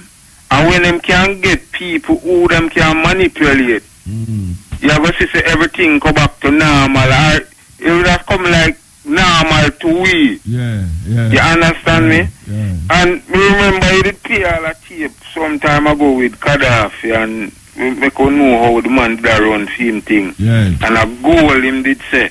Yeah, him will get rid of the euro and just deal with the goal. They will not forget rid of him. That's why them get rid of him, you know. And you want bridging. A long time you do this thing, you know. I'm why I continue, you know. No, they will not stop. We'll up on the radio, man. Trust me, them something I can't steal things. As much as home with the ear, I think the second one with the ear, I touch it already. Which one? See? The second tape where you play. Okay. Yeah. But enough other people never hear it. I mean, I listen from long time because I remember when we used to tape off cassette and send from brother-in-law Miami. Yeah. No, so everybody can go up on YouTube. Oh, God, no, man. The whole program too, and all those cassette. Yeah, because, trust me, remember the time it to blow, you fall asleep and one but a commercial up on the cassette. Give thanks, keep up the good work. Yes, Bridget, give thanks. Yeah, man, I tell you. So, we are looking at the whole thing and we are saying, we need some consciousness all the same, you know. I really need, you know, some consciousness. We're not really conscious of certain things. We just live hand to mouth every day, you know, food, clothes and shelter. But we need some things in our life where make life more meaningful, you know them way there. Life, you can't just live, so, you know. People say them just want to have life. You want to have life and have it abundantly. You know, see, you don't want to just live. Because, I mean, really and truly, a man lay down on the street, he might live.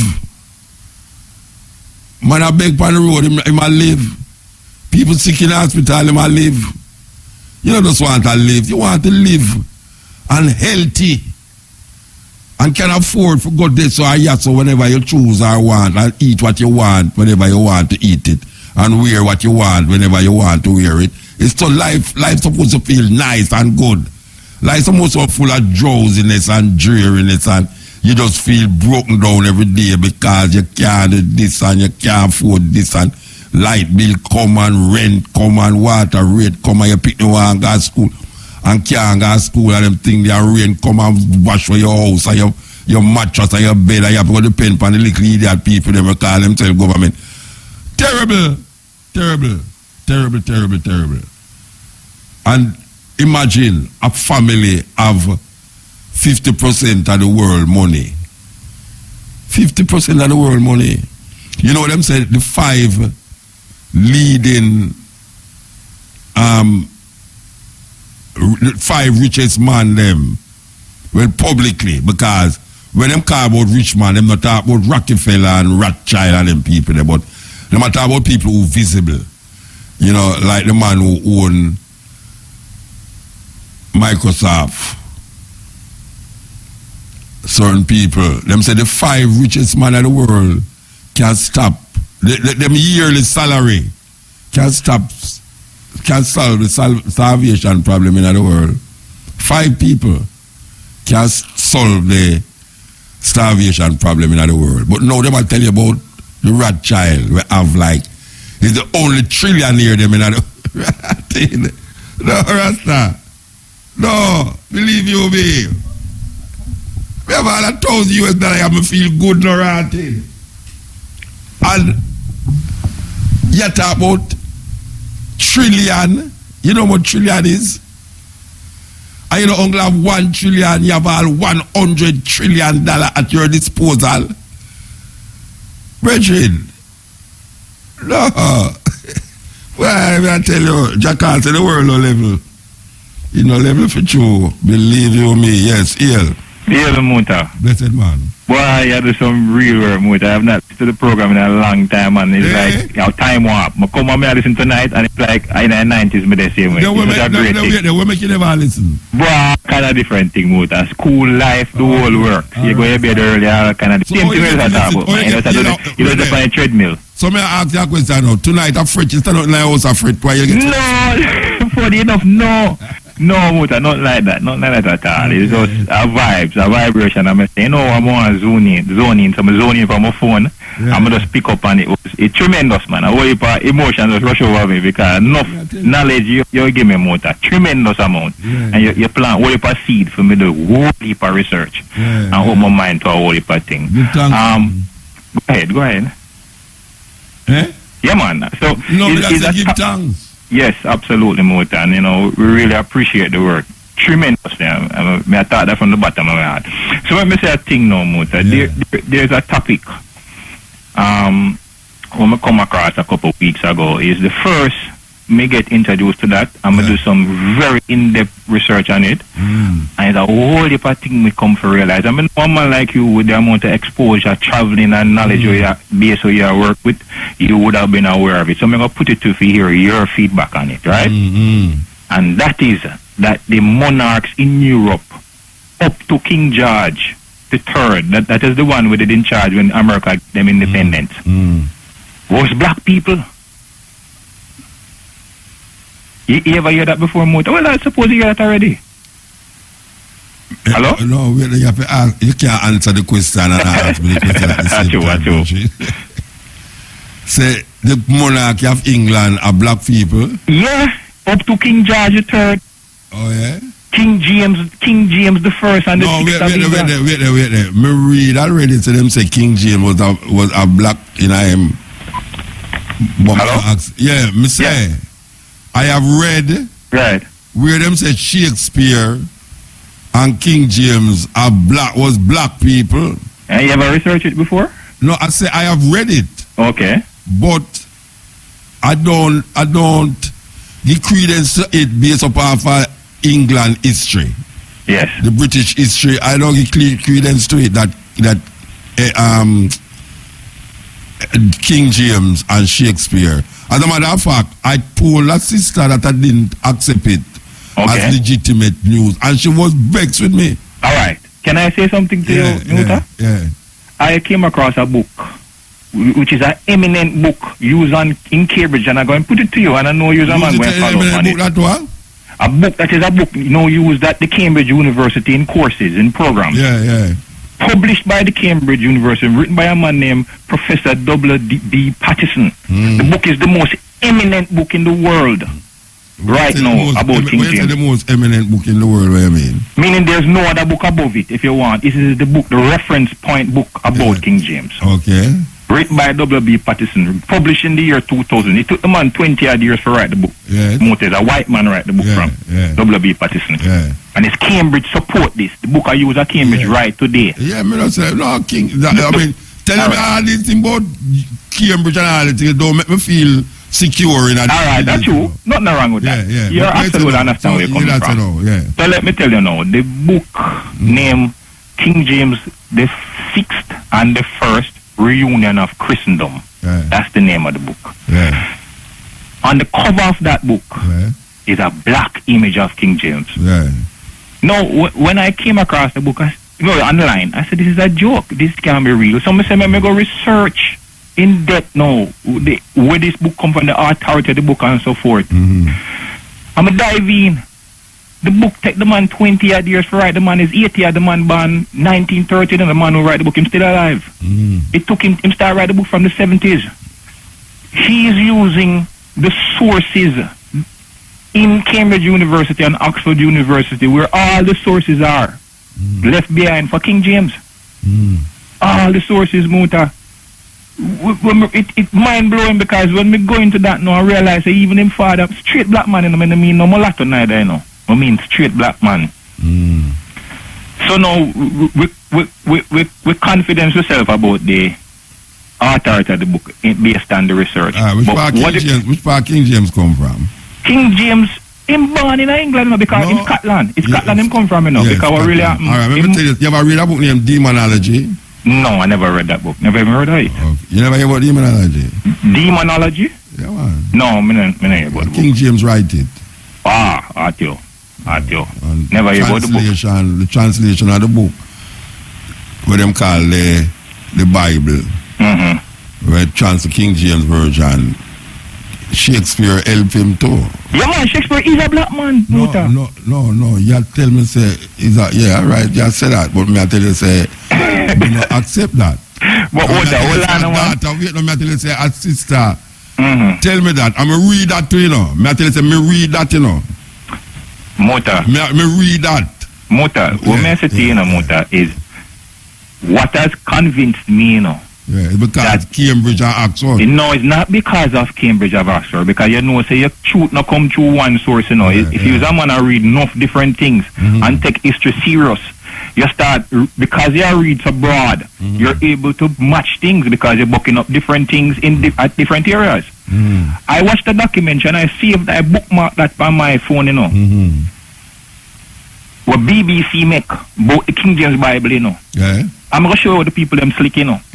The people them show you enough image, and that the book, the story them I give you, the history is seem to be correct, you know, because them tell you say a 54-man King James get to put together, him split them across 3 universities, Oxford, Cambridge, and the next university, and him divide them into 2. They had something like 14 tests each book of a pass when they translate before we confirm, say yes, this correct. So the documentary was very informative.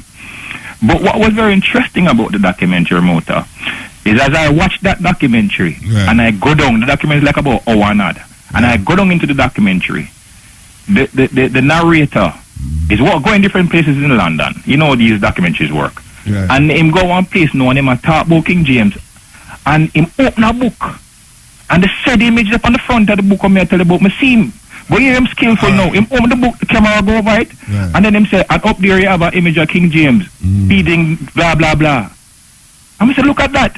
The man open the book with the black image, you know. The camera just go over it, and then him start out with a statue. Alright, so let me ask you a question. The image of Jesus where we have, you know any universe barring none where that image is not in where them tell you say this. The white one where you see? Yeah, the white one, of course. Some of the puppy show thing that. No, wait. Yeah.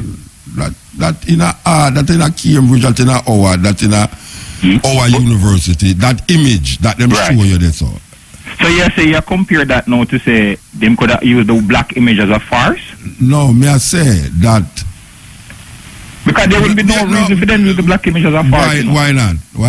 Because then them not use the white image as a farce. They don't use the white image as a farce. Listen, what may I say to you? No, them use the white image as a farce. Because they want you to believe that the white is what it is. Okay, so they don't want to believe this man will confuse the world. This man will confuse the world now. Who was one of the where him and Shakespeare did have a relationship. Mota, stop for a moment. No, stop wait, no, man. Please, listen to what you say. So me can't, because it's something about when me think about the man. True, you can. Sorry. Yeah. Historically, based up off of when me read. Right. Because I read where you read, you know. Hold on, you're assuming that, but go ahead. Because me read say King James and Shakespeare was a black person. Right. Then you don't read that too. But what I'm saying is... No, me ask if you read that. Yeah. All right. So me I tell you now, say, me read other things too. All right. And I read other things too. And the other things which it more convinced me, say he wasn't black. All right. Yeah. Can I make a point, Mota? Yeah. The point I make is with the white Jesus, and my thinking was that black man run the world up to a point. Let's say the Holy Roman Empire. See? Black man ruled the world up to the Roman Empire? Yeah, that was my thinking. That was my thinking. Yeah, but the Greeks, them did run it before the Romans. True, then that me say, but I think the Greeks, them were not white people. They were not white people. Them was what? They were coming from the Phoenicians and all of that. No, don't tell me what them was. Black people, man. Black people. Greeks from were them black white, people. them black. From Pluto, them white, them black. Vietnam, man, the Chinese are what? Oh, you mean they're not black Chinese? White, no, me never said, no, me ask if Chinese are black people. No, listen. We could define what we are talking about. All right. We are talking about African and we are talking about European. And that we are talking about African. No, man. Take time with me, man. You must take time with me. Take time with me. Because you tell me now the Greeks are black people. Yeah, man. All right. So the Greeks are black people. So you talk about now Alexander was a black man. Of course. Pluto was a black man. Of course. Socrates was a black man. All right, sir. Socrates was a black man, but this is what I show you now. So may I bring some thinking. Josephus was a black man too. Who? Josephus. I don't really remember that person in history. All right. So all of them people. So who was black in our history now? Who was black? Who was white? All right, so hold on now. If everybody when you are talking about was black, who was white? So hold on now, Muta, man. Hold on, man. Yeah, but you can't take people wait for the thing. All right, let me do it fast. Let me just do me I say fast. What may I say to you is that in my research, it's the root start because me I confirm, me I try to realize if King James black. But confirm that. But what the research starts to lead me to realize because if King James black, me start find out who I'm mother, who I'm father, and who the throne come down to. Then me go France. I realize that the Stuart house of Stuart. So the word Stuart, it means black, is a Nordic word. Maurice mean black too. German, Maurice mean black too.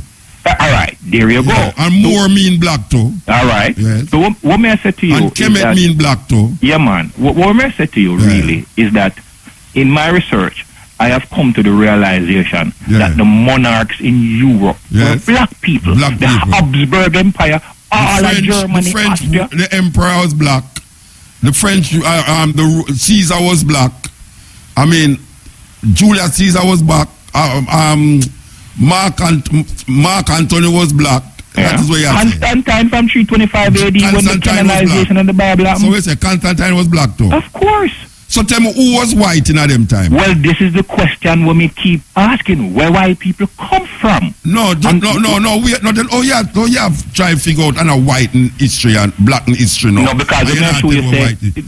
So what we are doing now? So me ask it's an opposite thing we are doing now. We are say since them did say everything did white, now we are going to say everything black. No, that's not the point. The point I make to you is that you can go research it yourself. I am saying no, but to you. Bridget, me tell you the thing that what you are telling me about, me read them already. You read the King James the first and the sixth reunion of Christendom? No, listen to me now. Listen to what I say now. Trust me. No, man. No, feel me. Listen to me. But you can't force on pie. Listen to me. You not listen to me. May I listen to you? All right. May I say to you now. You see the things that what you are telling me about King James. Right. Me read that already. All right. Right. No, you don't read the book at that. But go ahead. Matter about King James as a black man. All right. Me read that in our history already. All right. So me ask you a question now. Right. If the Greeks was black, right. King James, Shakespeare, right. All the European monarchs was black. Right. Tell me who in our history was white? Well, that's what I try to tell you. You never have white people that come from somewhere. Them come from somewhere. So Alexander the Greek was black. Pluto was black. Homer was black. Socrates was black. Tell me who in our history was white? Who? Yeah, who in our history where you know was white? What I believe was white person historically? Yeah, who you think in our history was white? None of the nobilities that we're talking about. Some other people from the road. Wait, Bridget, don't answer me with a negative. Me never ask you. Commoners, I don't know. Wait, Bridget, listen to me. I never asked you who. I never asked you who wasn't white, you know. Who was white? And I'm trying to tell you, the commoners, not the nobility of Europe. Who white? I don't know the name, Muta. So no white people did involve in nothing what is great then. No. That's what I say. No, you are saying them together. No, me ask you. No, what I'm saying. Do you think they didn't have any great white people during them time there? Listen. What I'm saying, any popular white person? What I'm saying is, may I ask you a question? And I'm answering the question, but you're not allowing me to answer it. You keep cutting me off. All right, tell me.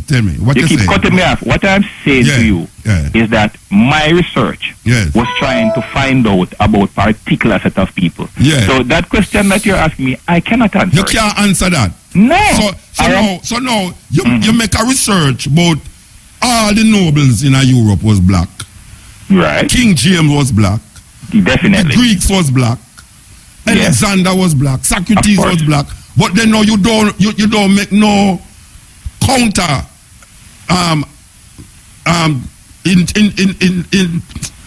investigation. You don't make no counter. I do. And you don't find no white people. You don't find no white people. No, the counter investigation is that you don't find no white people. It's only let me answer the question. But you tell me what's all and I'm going to lock you up now because the thing I got too long. All right, the counter investigation is that I am countering that these people were white. That's the counter. So you want to have another counter again? No. If I tell you there's something black, you know, I must show you something white. And if I tell you something white, I must show you something black. No, I can't agree with that conversation. What do you mean? If I said this, if I said white before, I'm not sure say black. I'm not sure say white again. If I see a group of people, and you say them white. No, if I see a group of people was white, right, and now you are telling me now to them was black, right? All right. So now the people counter back that again? No, me not must counter. I tell you say if you are show me in a history that all of the people them where you see as great people are what no. Not you was the one who announced that, you know. All right, I am saying I was a great people. Make a X out the grade. I am saying to you that Europe, the people them who have significance in Europe in terms of nobility was black. Right. All right. So I ask you now, who in Europe who was of nobility or any standing was white? Those people came in after the 17th century. So they was on the ruling over who? The black people them in Europe was ruling over who? They were ruling over more a mixed society. But you just tell me say. No, they were ruling over a mixed society mainly dominated by black people. We have to move. I just talking about Virgin there a while ago. You know, I have a market up at Barbican where my lady sell every other Saturday, and a Virgin come up there. I'm a Virgin, you know, and him come up there have me in a conversation, you know, to show me say, Mota, I'm gonna prove now say the world flat, you know.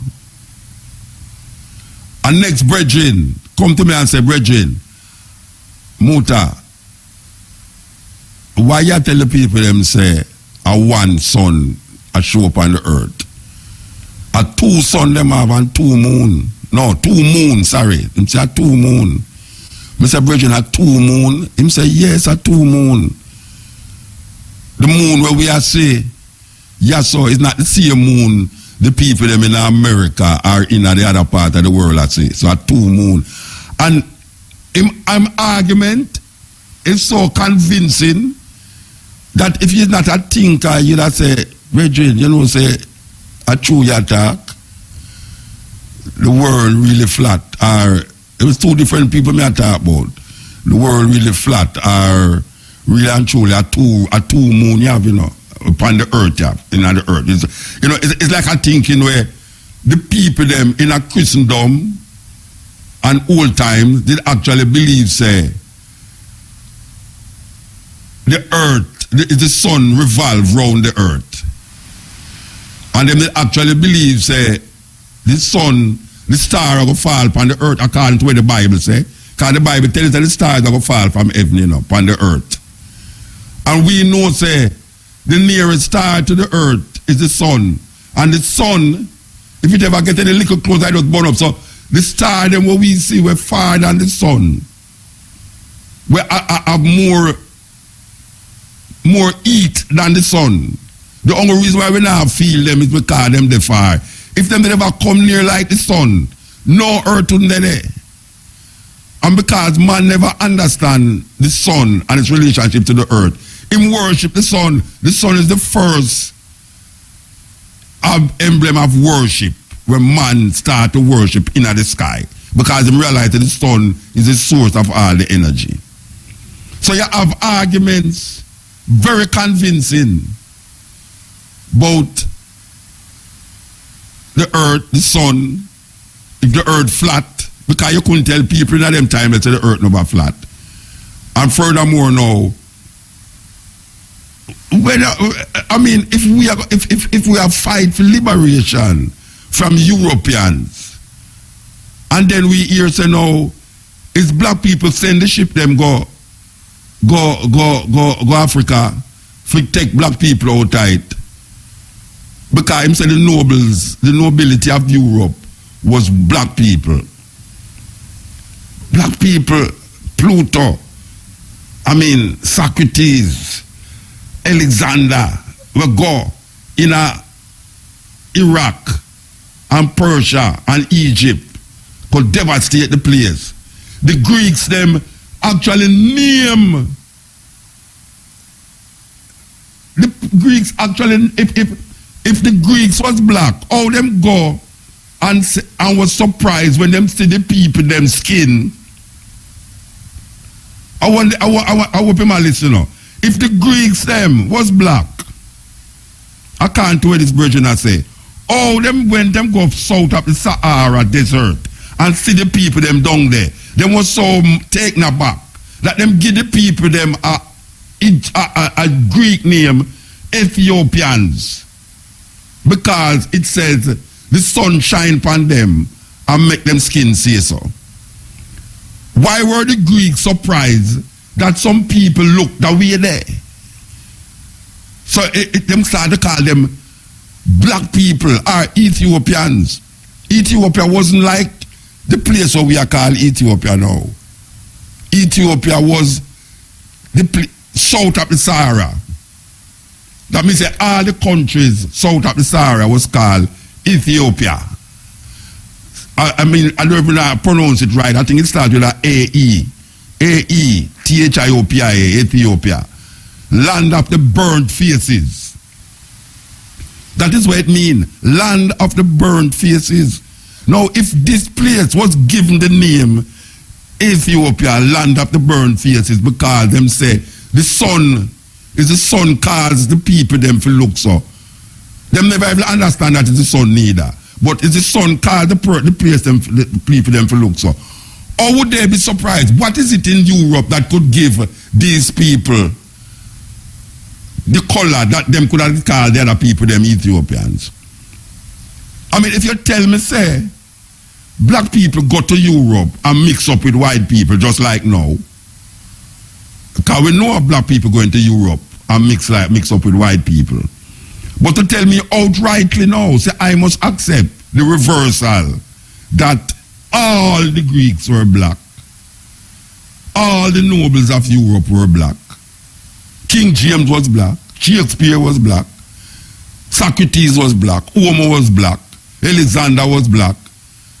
Man, I don't care if it's in Oxford University. I don't care if it's in Cambridge University. And furthermore, what does that mean now? What does that mean? Because now we have to rewrite the whole of the historical things now. What would that mean to us as African people now? What does that mean now? That we must now embrace European. Queen Elizabeth is what? Queen Elizabeth II. Queen Elizabeth II, Victoria. All these women, Victoria, Queen Victoria was responsible for those slave things were going on there. So Because Hawkins, Christopher Columbus, King Ferdinand and Queen Isabella, me must know say these people was black people. The nobles of Europe was black people. I mean, brethren, really think about it, man. Don't go over the other side, man. Don't get so enthused and go over to the other side now by saying no. You are going to now totally ignore the whiteness of Europe and say Europe was black. I can understand African people going into Europe and white people going into Africa and mix up the whole thing.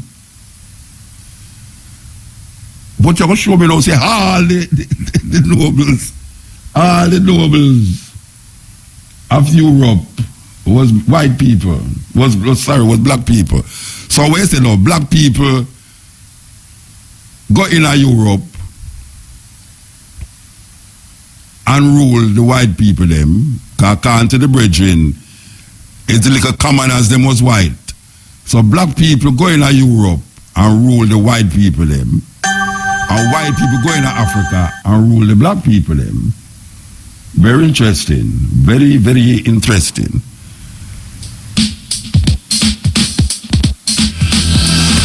Robert Dubois head for homosexuality in Europe, in England too. There was a time when you could be put to death. Now, the same people them who did I tell you say it's a death sentence for homosexuality. Now I tell you say you better accept it, you know, or else.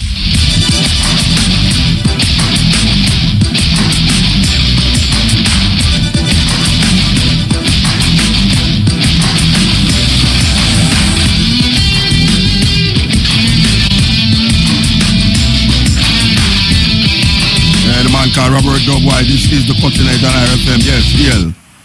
Yes, Muta. Yes, sir. Bless. Ah, man, didn't go ahead, man. Man, may I tell you, me say, me had to get through this morning if we never get through no other morning. The conversation that you have with the person there, with lies and madness, man. But before we just do that, we just have to say, one of the livicated listeners to the Cutting Edge program, the sister in Marva Brady from St. John Road, Spanish Town, unfortunately passed away on Monday the 15th of May, you know.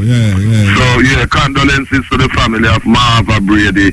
You know, my parents started at Friendship Government School and her siblings, brother, and you know, she passed away. And she used to teach at Town School too, you know. Some cervical cancer things she had, and condolences to the Brady family who grew up with Spanish Town, St. John's Road, and so on. And also my brethren Bigger, the tailor in Central Kingston, and also Kingston Central Kingston football coach, told me that our next brethren of mine from Charles Street near Kingston Technical, Natty Brown, passed away Sunday morning, you know what I mean? And thing. But you know, it's a whole heap of ones I Lego know, may I tell you? Me I tell you, man, just like Bunny from Bunny and Scully, you know, so condolences and thing, and big up ever my brethren and Raymond in a Kirk and thing. You see, Muta, you said something there, you know. You have some people imitating the lies of the Europeans.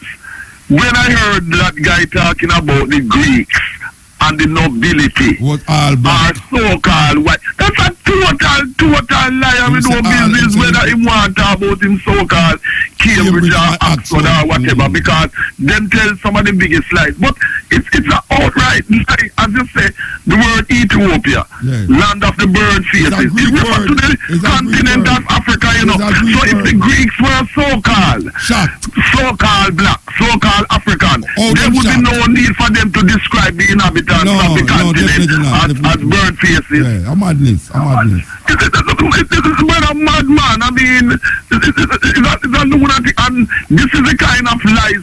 And like you said, it's not the first I've heard these lies, you know, about Shakespeare and James. Mandingo, I can tell you something. Me and you know, say anytime we are come up, we get all sort of information. Them information there, when me go a Kingston Technical. But me not repeat them information there, you know.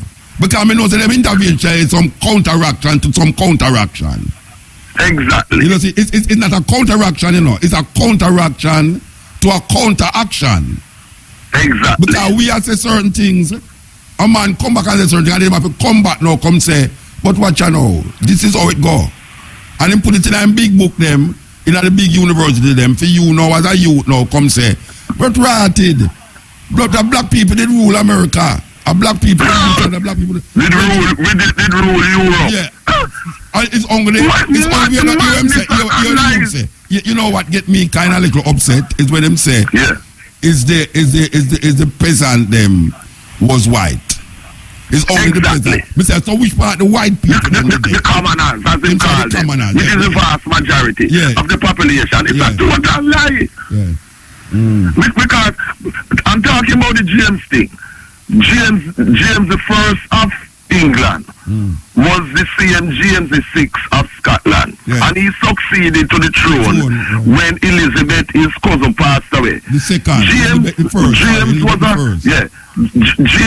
James was the only son of Mary, Queen of Scots, and her second husband, Henry Stuart, also known as Lord Darnley. And both Mary and Darnley were great-grandchildren of Henry VII of England through Margaret Tudor, the older sister of Henry VIII. And the pictures and the images are there, Shakespeare too, they're all European. No, but him say you have other pictures this is madness. But Brethren, may I ask you a question? You never see pictures when I'm sure you say, see the King James is a black man. You never see the picture there yet? You never see it yet? Yeah, I have seen some pictures where them portray that way and also things written saying that. Yeah. But I know that this is false information, false research. It's not everything that is written is true. You and I know that. Some people, you see from them see a thing in a book, them feel it's like some people from them see a thing on the internet. Them just assume so because it's on the internet. It is true. It's not every information that you come across is factual. There are a lot of lies. But I don't get that information there already, you know. Is that me I tell you, say, Brethren, this way you say, me don't have that information. It's nothing new, exactly, I'm seeing here too. But me now take it out of me head now and start to show it, like say, this is a gospel thing me I work with, so now, King James was a white black man. Shakespeare was a black man. And then to put that on people to add to them ignorance and tell them lies like that. It's not total lie. When I hear him say Alexander, Socrates, and these people, the Greeks, were so-called black. A total lie, they are Europeans. Him say the Greeks. Him never said us Socrates. Him say the Greeks. And me a ball out Socrates. Alexander, say, them was black. The whole Greeks, the Greeks was black. Yes, I heard him. How the hell the Greeks would have been black and go to Africa, go say black people and give them the name burnt face, land of burnt face. Yes, because the word Ethiopia means land of the burnt faces. Ethiopia, spelling in thing there. Same thing. It's madness. It's like how the Arab Muslims, them call anywhere Africa where we have Bilad as Sudan. Bilad, the land of as Sudan meaning black. It's equivalent, land of the black people. So anyway, Mother Africa. Like Kemet. Like Kemet. Yeah, precisely. As one. Precisely. Them places, it's like. And the thing about it is that we have to deal with people like that in our race who are doing the same kind of lies, but in an inverse way, opposite way to what the European racists do, who say that everything so-called notable was European, and then we have some of our people doing the inverse, the opposite. European was, everything noble was black. Exactly, it's madness, lies, total lies. I have to get rid of that type of thing, because the evidence, these are Europeans. Shakespeare, James the first of England, who was the same James the sixth. The two of them had a relationship. The two of Shakespeare and him have a relationship. Yes. It was very long. As a matter of fact, is James supply Shakespeare with a whole heap of the funds them so him could have continue him work. As a playwright. Yes. I mean, madness. And you were talking about the money situation earlier with the Rothschilds and so on. So as you and I know, maybe them black too. What happened is that what the Europeans have done in going across the world from attacking the 15th century now with criminals like Columbus and so on, is that one of the ways in which they subjugate the world economically now, using the economic thing, is to destroy the currency system of Africans and others and impose their own currency system. And this is why anyone who comes to get rid of their currency system that they use to help to control the thing, they destroy them or move against them. Because that was the reason why, for example, they moved against Saddam, you know, when Saddam said that he was no longer going to sell oil in the US dollars, which was the number one currency that the Americans extract to replace the pound after the so-called Second World War. And that was a threat to the Americans. Because Saddam was gonna deal with it in euros and the Americans never wanted it. And then later on, now when Gaddafi, the Arab Muslims, come with the dinar to use the gold and the thing. Because remember, you know, it's counterfeit thing going on because about 1971, thereabouts, when the Americans no longer had any gold to back their currency, by decree, by fiat, that criminal Richard Nixon just started to print money. So ever since from 1971, they've been printing money, doing counterfeiting. But if me and you and anyone else print money, we go to prison. Of course. So the whole thing has been based upon counterfeiting from Richard Nixon. The more money them print is the more your money the value, you know. Precisely, and this is why the only way, you notice all of the so-called finance ministers of Jamaica, whether them are PNP or GLP, they have never explained to our people in Jamaica how this whole system of foreign exchange, when them talking about our currency weak and that, how this can came out. Because them is part and party to the whole con and deception. Remember when them changed in 1969 from the pound to the Jamaican dollar, 1969, that time you and I going to Kingston Technical, the exchange rate was 2 Jamaican dollars to 1 English pound, you know. And it's almost 200 to 1 now. It's a whole con. They deliberately destroyed and got rid of the currencies in Africa and the rest of Asia and the rest of the world, and import their own currency as a way of helping to rob people. And the only way out of this thing, and they use the IMF and the World Bank, which are their institutions, to keep people in economic bondage and political bondage. And the way that we can get rid of their economic control and strangulation of our African people and other people of the world is by getting rid of their false counterfeit currency system with them dollars and them pounds and that type of thing. Because it's a weapon of destruction. But I want to tell you something, you know.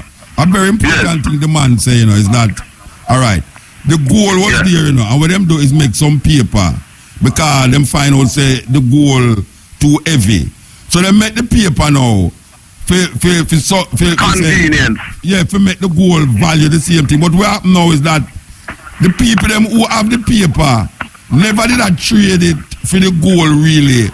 So them start to print more paper than the gold where them have.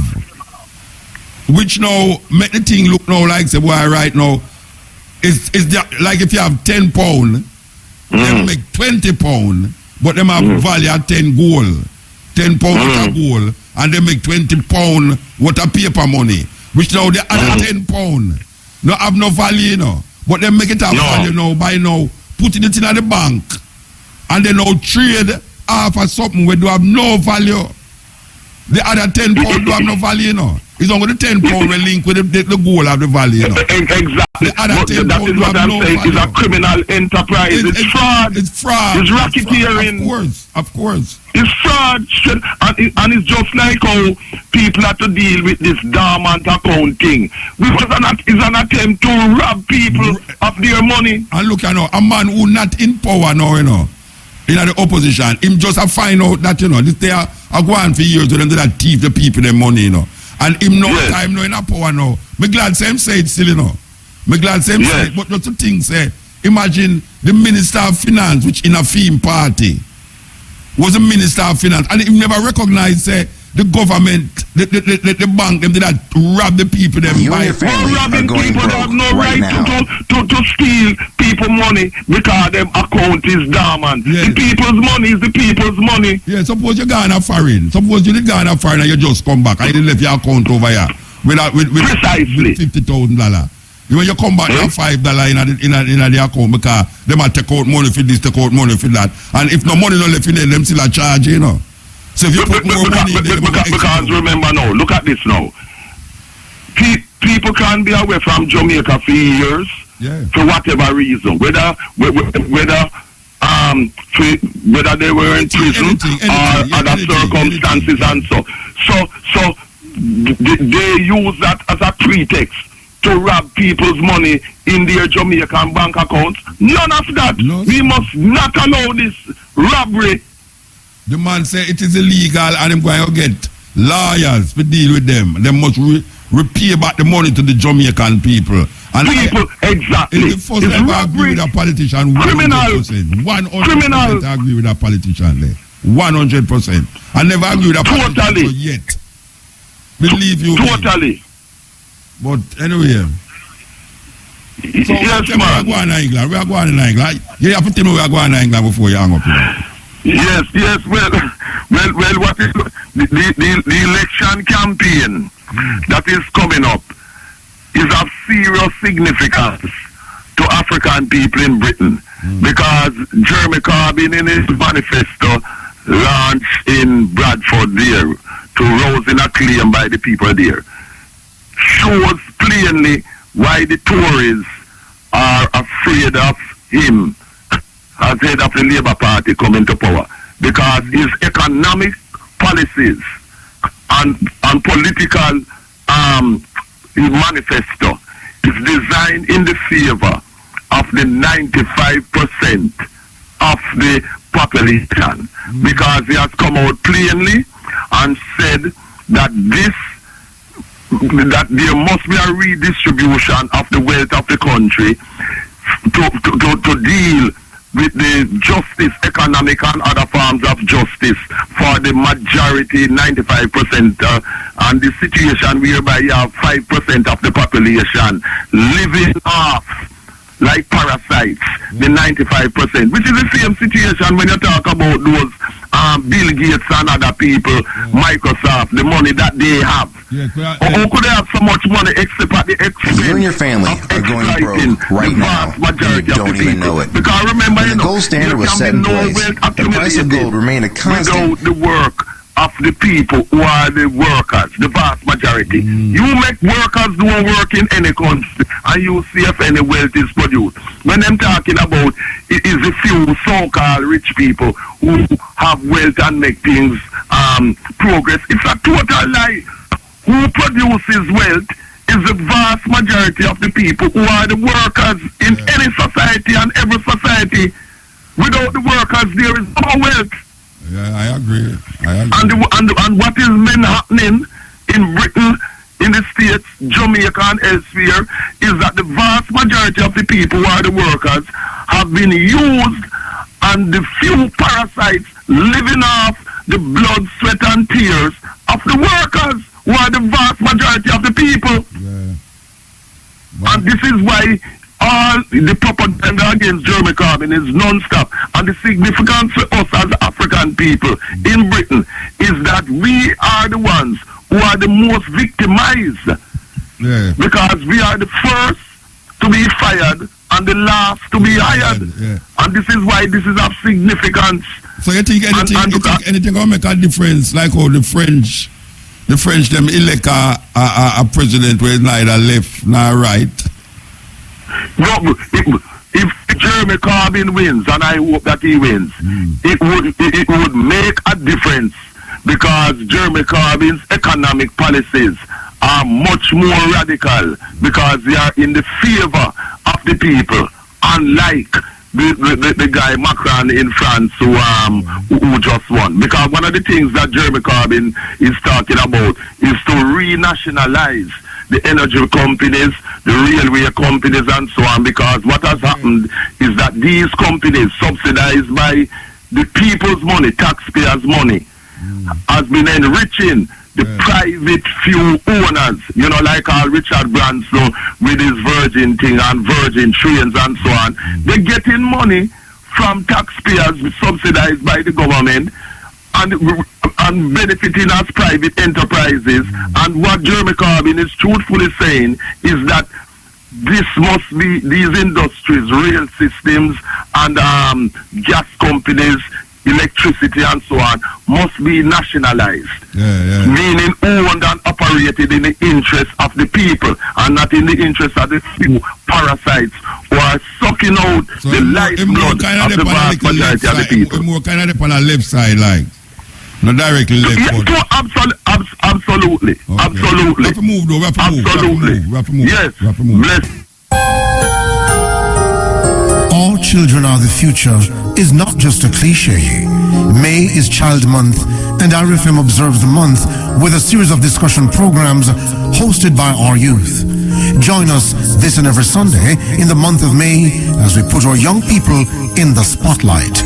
Join our teenagers as they discuss matters of national importance in the Child Month Forum. This week's guests, Richmond Prep, should animal testing be legal or illegal? And Haile Selassie High School, good health, Jamaica is too dependent on developing nations to feed its people. Plus, China in Jamaica, new colonizer, partner or competitor. That's this and every Sunday in the month of May during the Africa Forum, Sundays from 6 a.m. to 10 a.m. March 12. 6 stars. All children are the future is not just a cliche. May is Child Month, and RFM observes the month with a series of discussion programs hosted by our youth. Join us this and every Sunday in the month of May as we put our young people in the spotlight. Join our teenagers as they discuss matters of national importance in the Child Month Forum. This week's guests, Richmond Prep, should animal testing be legal or illegal? And Haile Selassie High School, good health, Jamaica is too dependent on developing nations to feed its people. Plus, China in Jamaica, new colonizer, partner or competitor. That's this and every Sunday in the month of May during the Africa Forum, Sundays from 6 a.m. to 10 a.m. Yeah, this is the cutting edge. On RFM, we'll take the call them still, you know. Yeah, I'll take the call them. But meanwhile, in between time, we play this. Here we are. Here we are.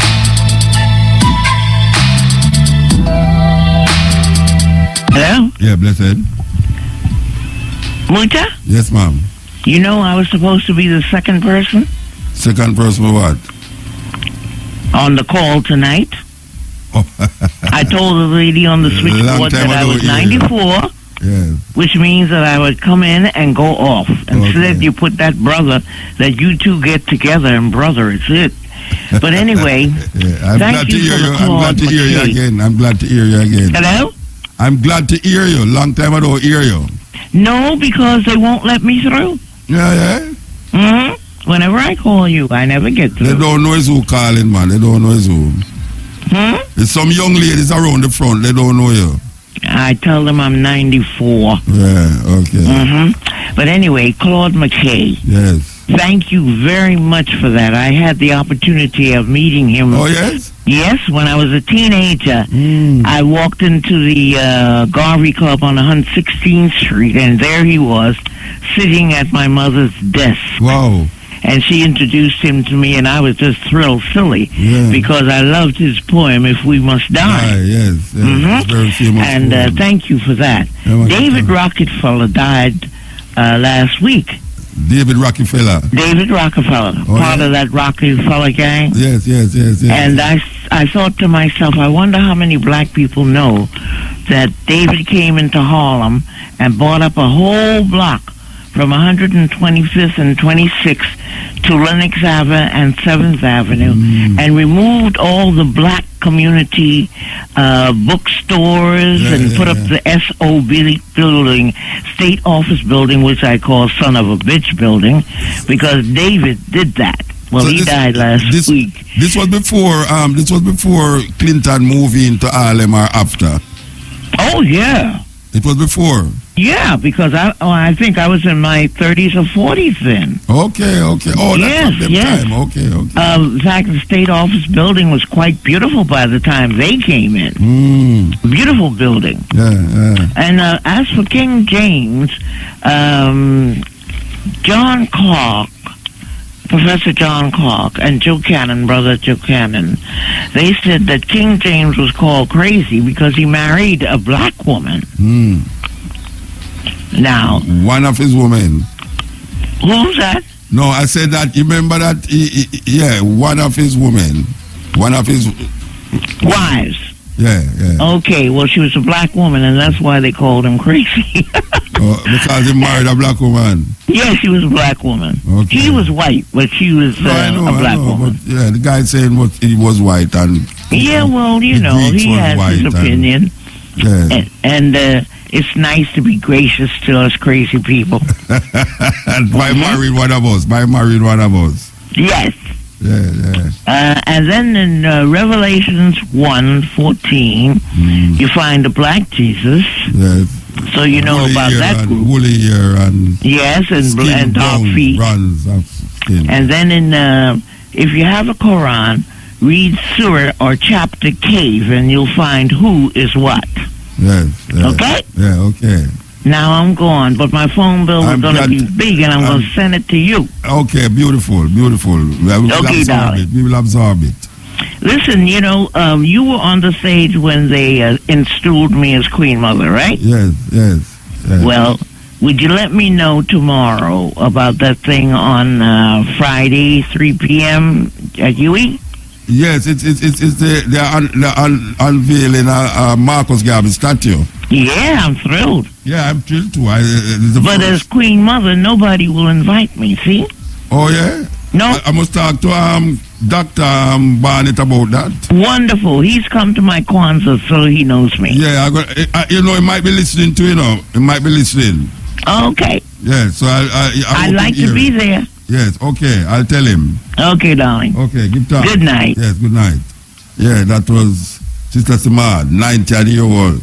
Always listening to the cutting edge, right up to the end. Because you should talk about the Claude McKay. The Claude McKay thing was played at something to 11. And now it's something to 2. And she's still there with me. How can we resist that? May I tell you? Cutting edge. This one right here is for the people.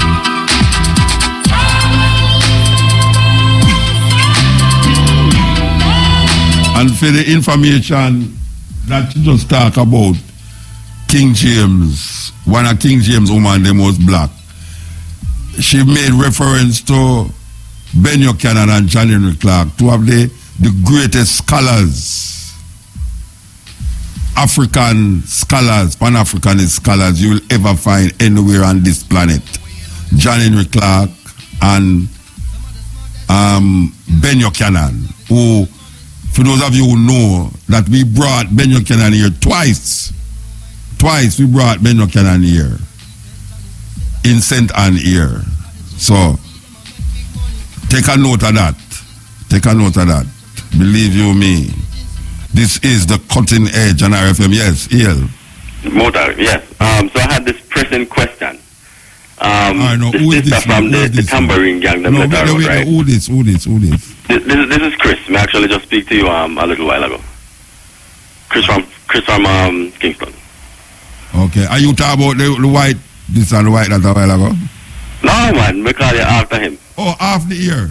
Yeah. Oh, yeah, that's about the girl from the tambourine, them throw the case.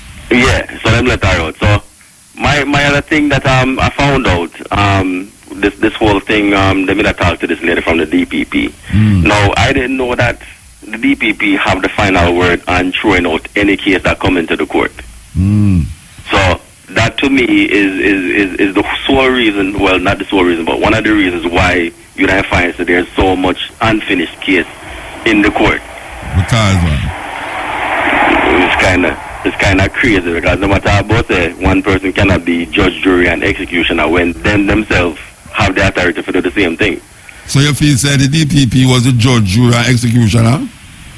Well, I mean, them are not just in that case, but them have, especially if them say they don't want this here case for going at the court because they want to protect certain high-end officials or whatever the case may be, then that can play a certain role in it. Well, I do have a clue about that aspect of the thing, Benjamin. I can't. Yeah, I was listening to another radio station today, and one of the ladies from that department, she actually said it. Okay. So it coming straight from the horse's mouth, basically. So it gives you certain answers as to why certain cases are not unsolved, or you don't hear nothing about them. It again, yeah. Like the first police. Another thing, there's a commercial that played earlier on tonight during the commercial break where them asking they're going to ask the kids the reason why them believe the reason why the Chinese are in Jamaica is a new type of colonialism. Yeah. Running African. My thing now is when I like everybody for kind of wake up to one of your old poem them with Christopher Columbus or him come here and smile up in your face and then all of the bad things happen. Yeah. Well, you see, why we now go see it as colonialism? Because it don't come with slavery. You know how we know it. So we have to think outside of the box right now about how colonialism, how the neo-colonialism exists. Are we studying what colonialism was in relationship to Europe, how Europe colonized countries, and don't recognize that now colonialism can come without the textbook version of European understanding. In other words, now the Chinese don't have to use what the Europeans or how the Europeans do it to colonize somewhere and call it colonization. It's just that we now go call it so because it's not Europeans that do it and how them come. How the Chinese come now, it make it look like it's not colonialism. Yeah, that's how they have to do it for kind of keep us in the loop, because if they try to do the same thing, maybe it wouldn't work. Yeah, and then now our leaders don't understand it. Our leaders don't understand that colonialism, how them study it, because most of them man the way you see in a government now, them was radical up a university, you know. See? And how them see it, how the books that them study about colonialism and slavery.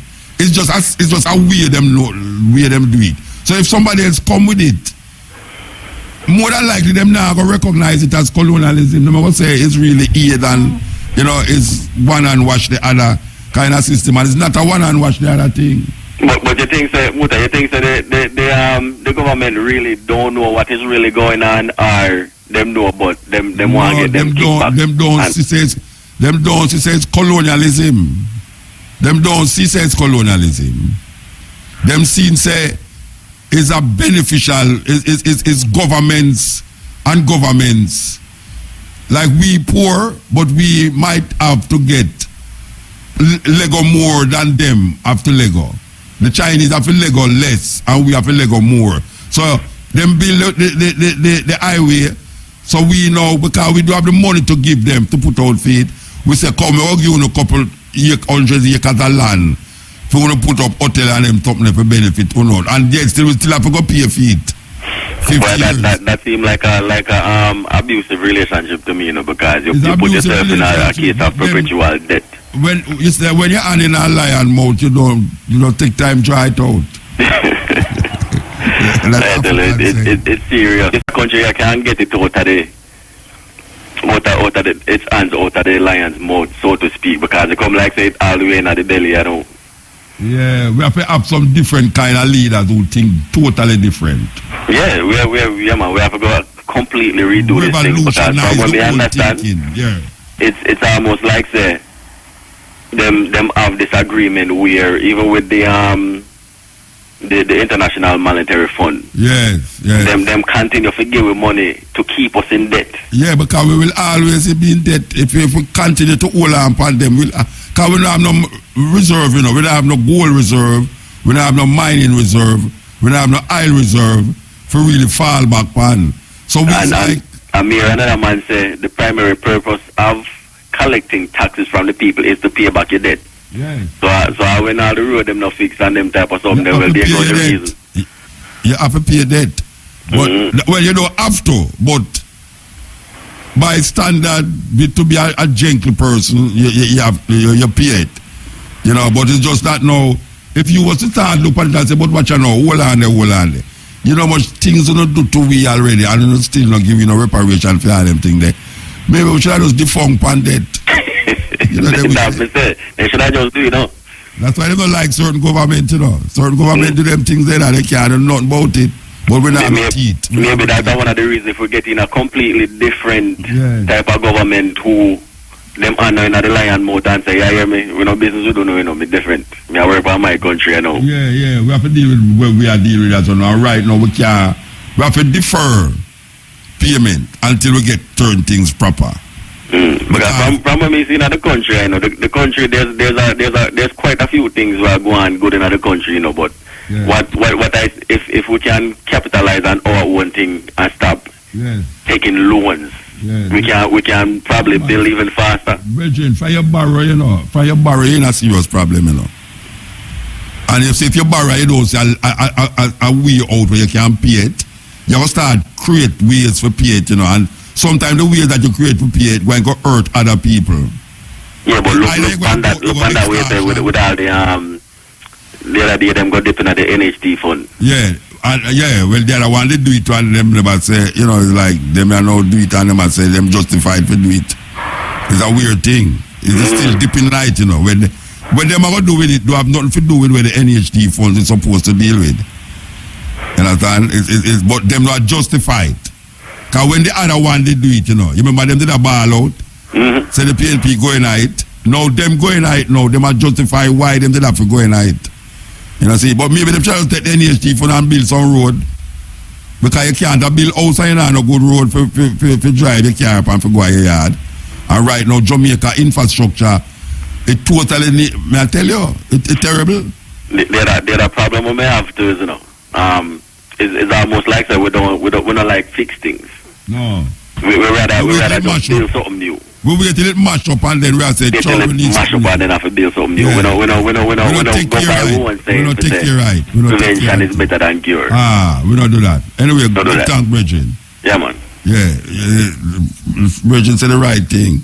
We don't like fix things. You know, we want to wait till it mash up and then we say we want a new thing. I've never seen and ever known. With the words on this place of the world can see, and that's all I will ever show. So the ones in the west will never move east and feel like we'll be a town. Get tricked by the beast, but the way them a go flee when the monster is fully grown. Solomonic lineage where them think can defeat and them could have never clown. Yes, Ian. Yes, Muta, hello. Blessed man. Yeah, man, first time for your program. I call from Westmoreland. All right, sir. Call from Westmoreland, from Belmont. Why you call tonight? Tell me. First time by the program. No, why you call tonight? Yeah, I call to tell about the Jacoby thing there. Friday. Okay. Yeah, man, it's a nice show, you know. Yeah, man, it was wonderful, don't it? Yeah, man. So I wonder if we get a bigger venue still next year. No, watch out. I rename that road the James Jacoby Avenue, you know.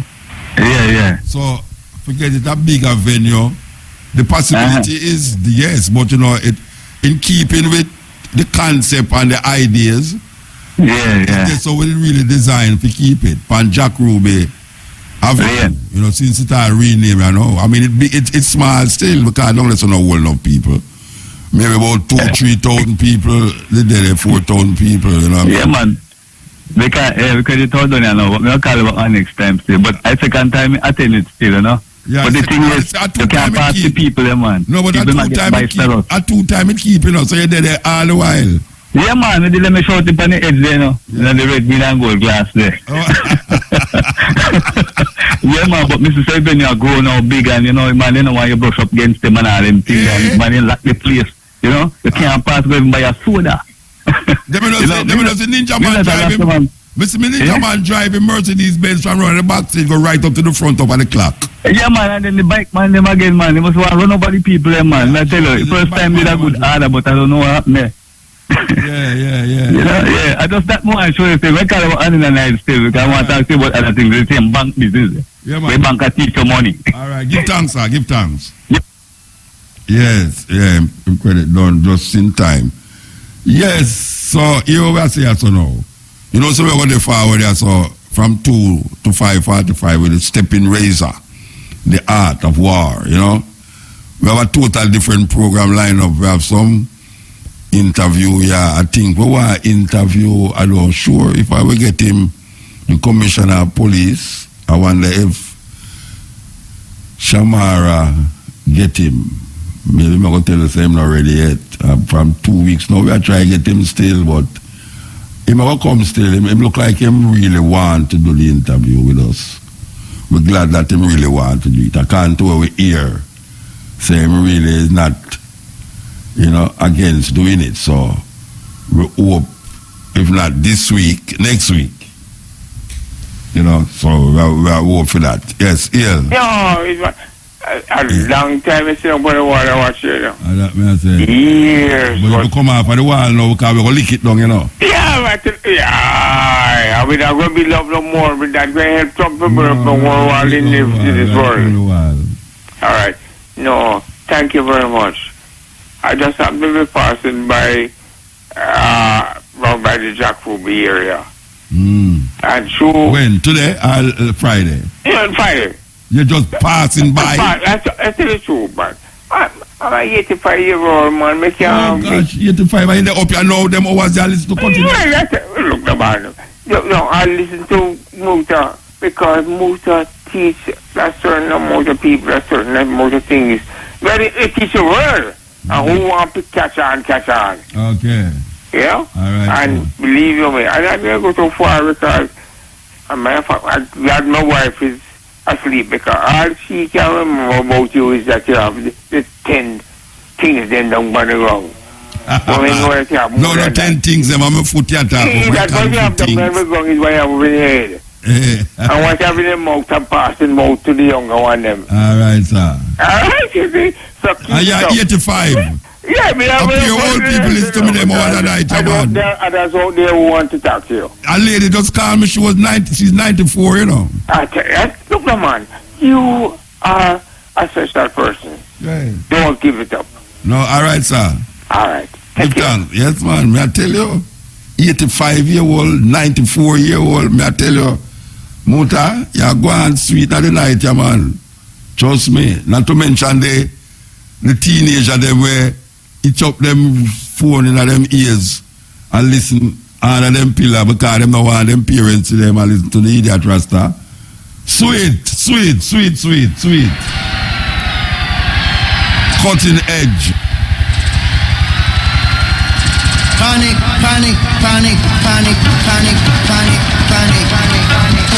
Lee Scratch Perry.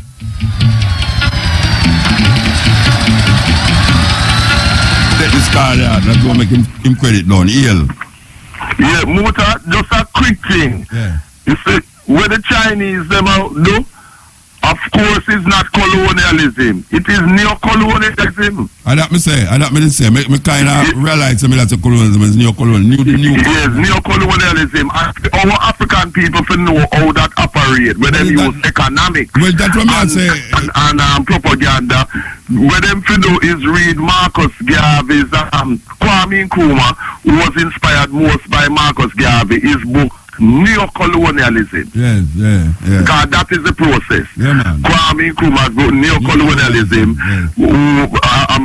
he said Marcus Garvey's philosophy and opinions inspired him the most. Shows how the Chinese, like the Europeans and so, using economics and that type of thing to colonize us, that kind of neo-colonialism, which we, not to be downhearted, what we have to do is fight intelligently and wisely as Africans to prevent this. Bawling and crying do help. No. We have to fight. All right, sir. Give thanks. Give thanks. Bless. Blessed man. Cutting edge. When they are listening from Child Matthew command. Yeah. The brother, me think, I mean, I grief, and I see why. And the man, they have tilt back the race, make some people give up on, black people give up on, mad, brother. Oh, you mean the brother went everybody white? Yeah. Never mean black? All right. The nobles? Every man must realize. The art of reading is to analyze, don't it? Yeah.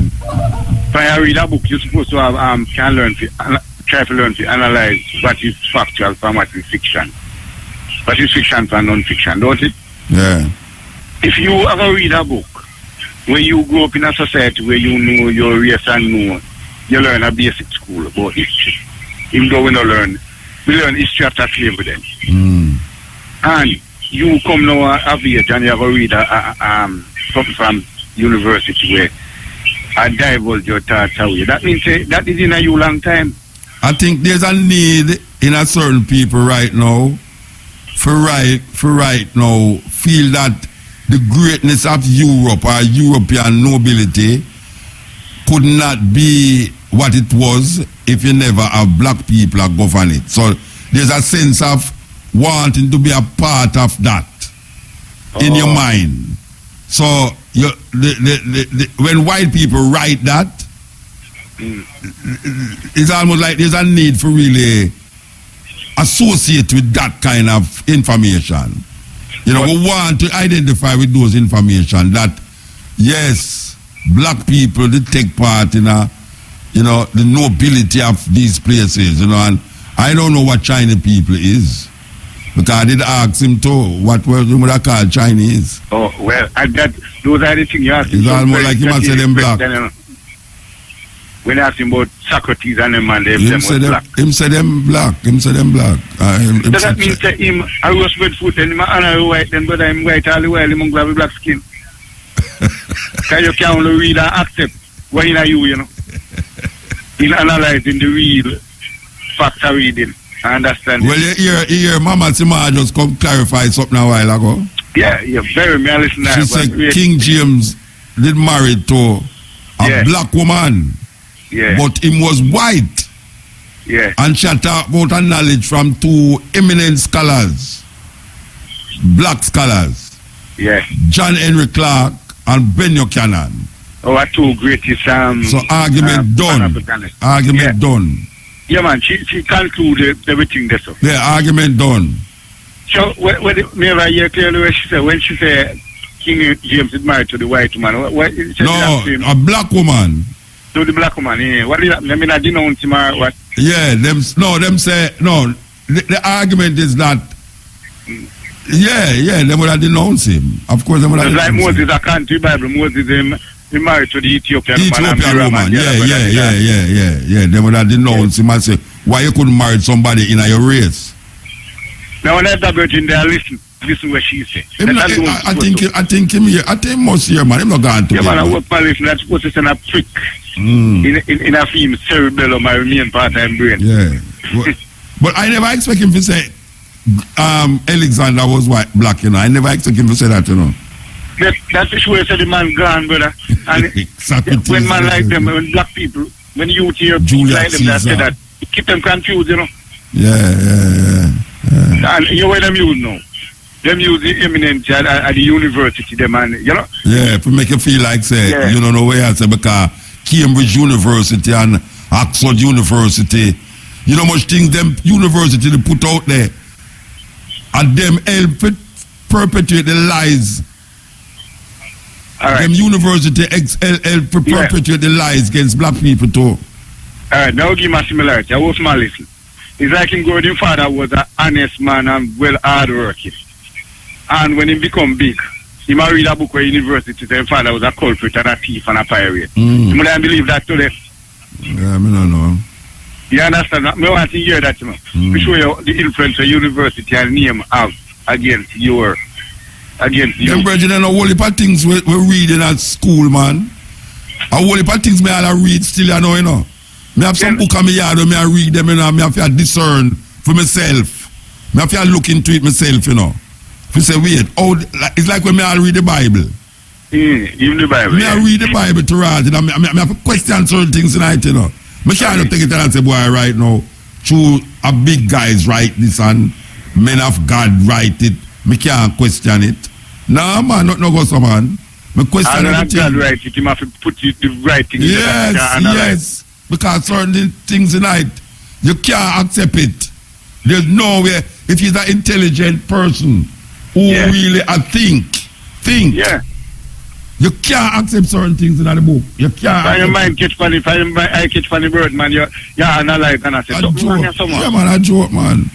Today, I read the Bible. I read the Bible today, you know, and it part will say, and Jesus Christ look on the men, and the man them ask him, so tell me something, when will we know the end, the world coming to an end? And him say, watch out, the world now go end until the Son of Man come. And him say, what time will this be? And him say, you are going to know, but you want to know.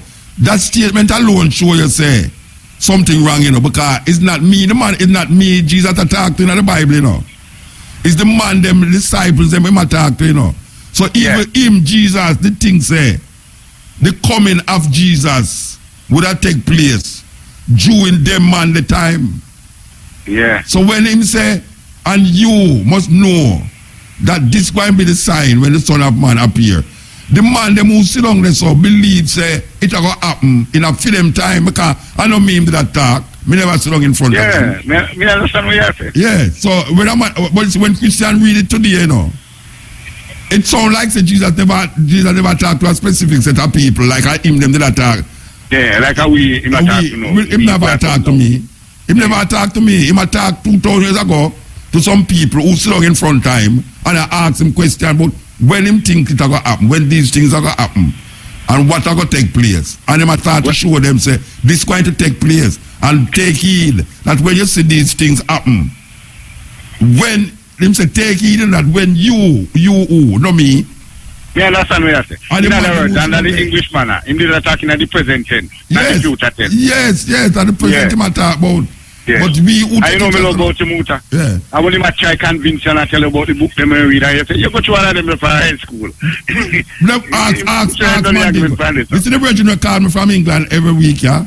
Mandingo. When him just talk a while ago. Yeah. Me and them man they used to their school, you know. And the way we into this thing, I know Rasta that something where everybody repeat these things. Me don't want to repeat it. And it comes to a strategic point. The kind of we King James from King James 1 to King James 6 as Scotland and that. Yeah, and them all of them things they don't know anything because we study all European history too, you know. And all African history we know about, you know. We study European history too. You can't know one thing to know. You have to know. You have to have an idea. Knowledge means right words, you know. Yes. That you can pick out. Anyway, we have to move, brethren. Yeah. We have to move. Give thanks, yes. Yeah, man. Some things where me read and me I say, but wait. You mean say me can't think? Me not supposed to think about these things. Me supposed to just accept it, so. I mean, really. I mean, when me a little picnic or toddler, them can't tell me some things. You know, yes, Jesus love me because the Bible tell me so and all these things. But now that me a big man, you know, me reach all my teenager age in school and me a listen and me a think. And me start to think and me start to say, but why me should I really accept these things as knowledge? Because somebody bigger than like have a doctorate. Them have a doctorate, so true them have a doctorate now. Them know more than me. No, me have to discern. Me have to have a mind that can look on certain things. And when me figure it out, and you come with your thing, me have to reason with you. And where you are say, if where you are say makes sense, me go back and look on it, you know.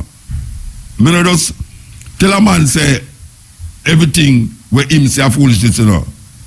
Because me I listen to him, and me I listen to what the brethren I say, and I realize the brethren now say nothing when me never did read about already. You know, see, that's the weird part, right, you know. Me read about where I read about already. And me everybody repeat that. Because there's certain things me not going to repeat. How you do, Matrix? Good man. Matrix coming here and him brethren. You know, me always say your brethren. Where the brethren name again? Laffy. Eh? Laffy. What's the name? Laffy. Laffy? Laffy. Spell Laffy. Laughy. Laffy. Laughy. And that's the real name? Not my real name, but... No, wait there. No, wait. Me ask what your name I tell me say not your real name. Devon your name. The way you talk about is not wait there. When a man asks what my name I say Mutabaruka, you think I know my real name that? I wanted this man, man. Never name my mother give me, you know. I never name me give myself, you know. So it's you give yourself Mutabaruka? That's not my name. The other name, my mother name. I'm a mother name upon the driver's license. Me no business with that. When you talk to me, you say, what your name? I say, Mutabaruka. You know, see, just like when me say, my earth day. That a day when me born, and my birthday is my mother day that. My mother give birth, so it's fair birthday. Me born the 25th of December, that's my earth day. The birthday is my mother day. My mother birthed me. So it's fair birthday that. Me and your earth day close. Eh? Me and your earth day. But you say your name Laffy. Yeah. And me never see you laughing yet. Never see you laughing yet. Brother, oh, you always have vexed with Matrix, so. Look like him no shame ganja with you. Believe you me. Matrix, you're supposed to cheer your ganja in a region. Ganja, you can't go to jail again for the ganja where you walk with, you know. You see, a little piece of ganja you show him, Rasta. We can't go to jail for ganja again, you know. You know, your Peter that say, me nah go to jail for ganja no more. We can't have the ganja in your talking on the radio. Say Matrix have ganja upon him, so now, and him no want to share to them brethren. But they see on the TV more, right? Yes. So why you don't want to share the ganja with your brethren, Rasta? Himself smoke ganja? Eh? You stop smoke ganja? Why? And your wife calls you to stop smoking. The man just get married and the wife say, look at her. Me accept the ear, you know. And me accept the liquor beard, you know. But you see the ganja thing, you know, that, you know. The wife is say, no, sir. The beard is all right, and the liquor ear per head is all right. But no, please, don't bring the ganja around me. So you're at it all. We give thanks to the moment and the energy, you know. So we're going to come forward here from 2 to 5:45 with the stepping razor. The art of war. So here we are going now. We are going to that tune now. Believe you me. A long time we don't play that tune now. Right now.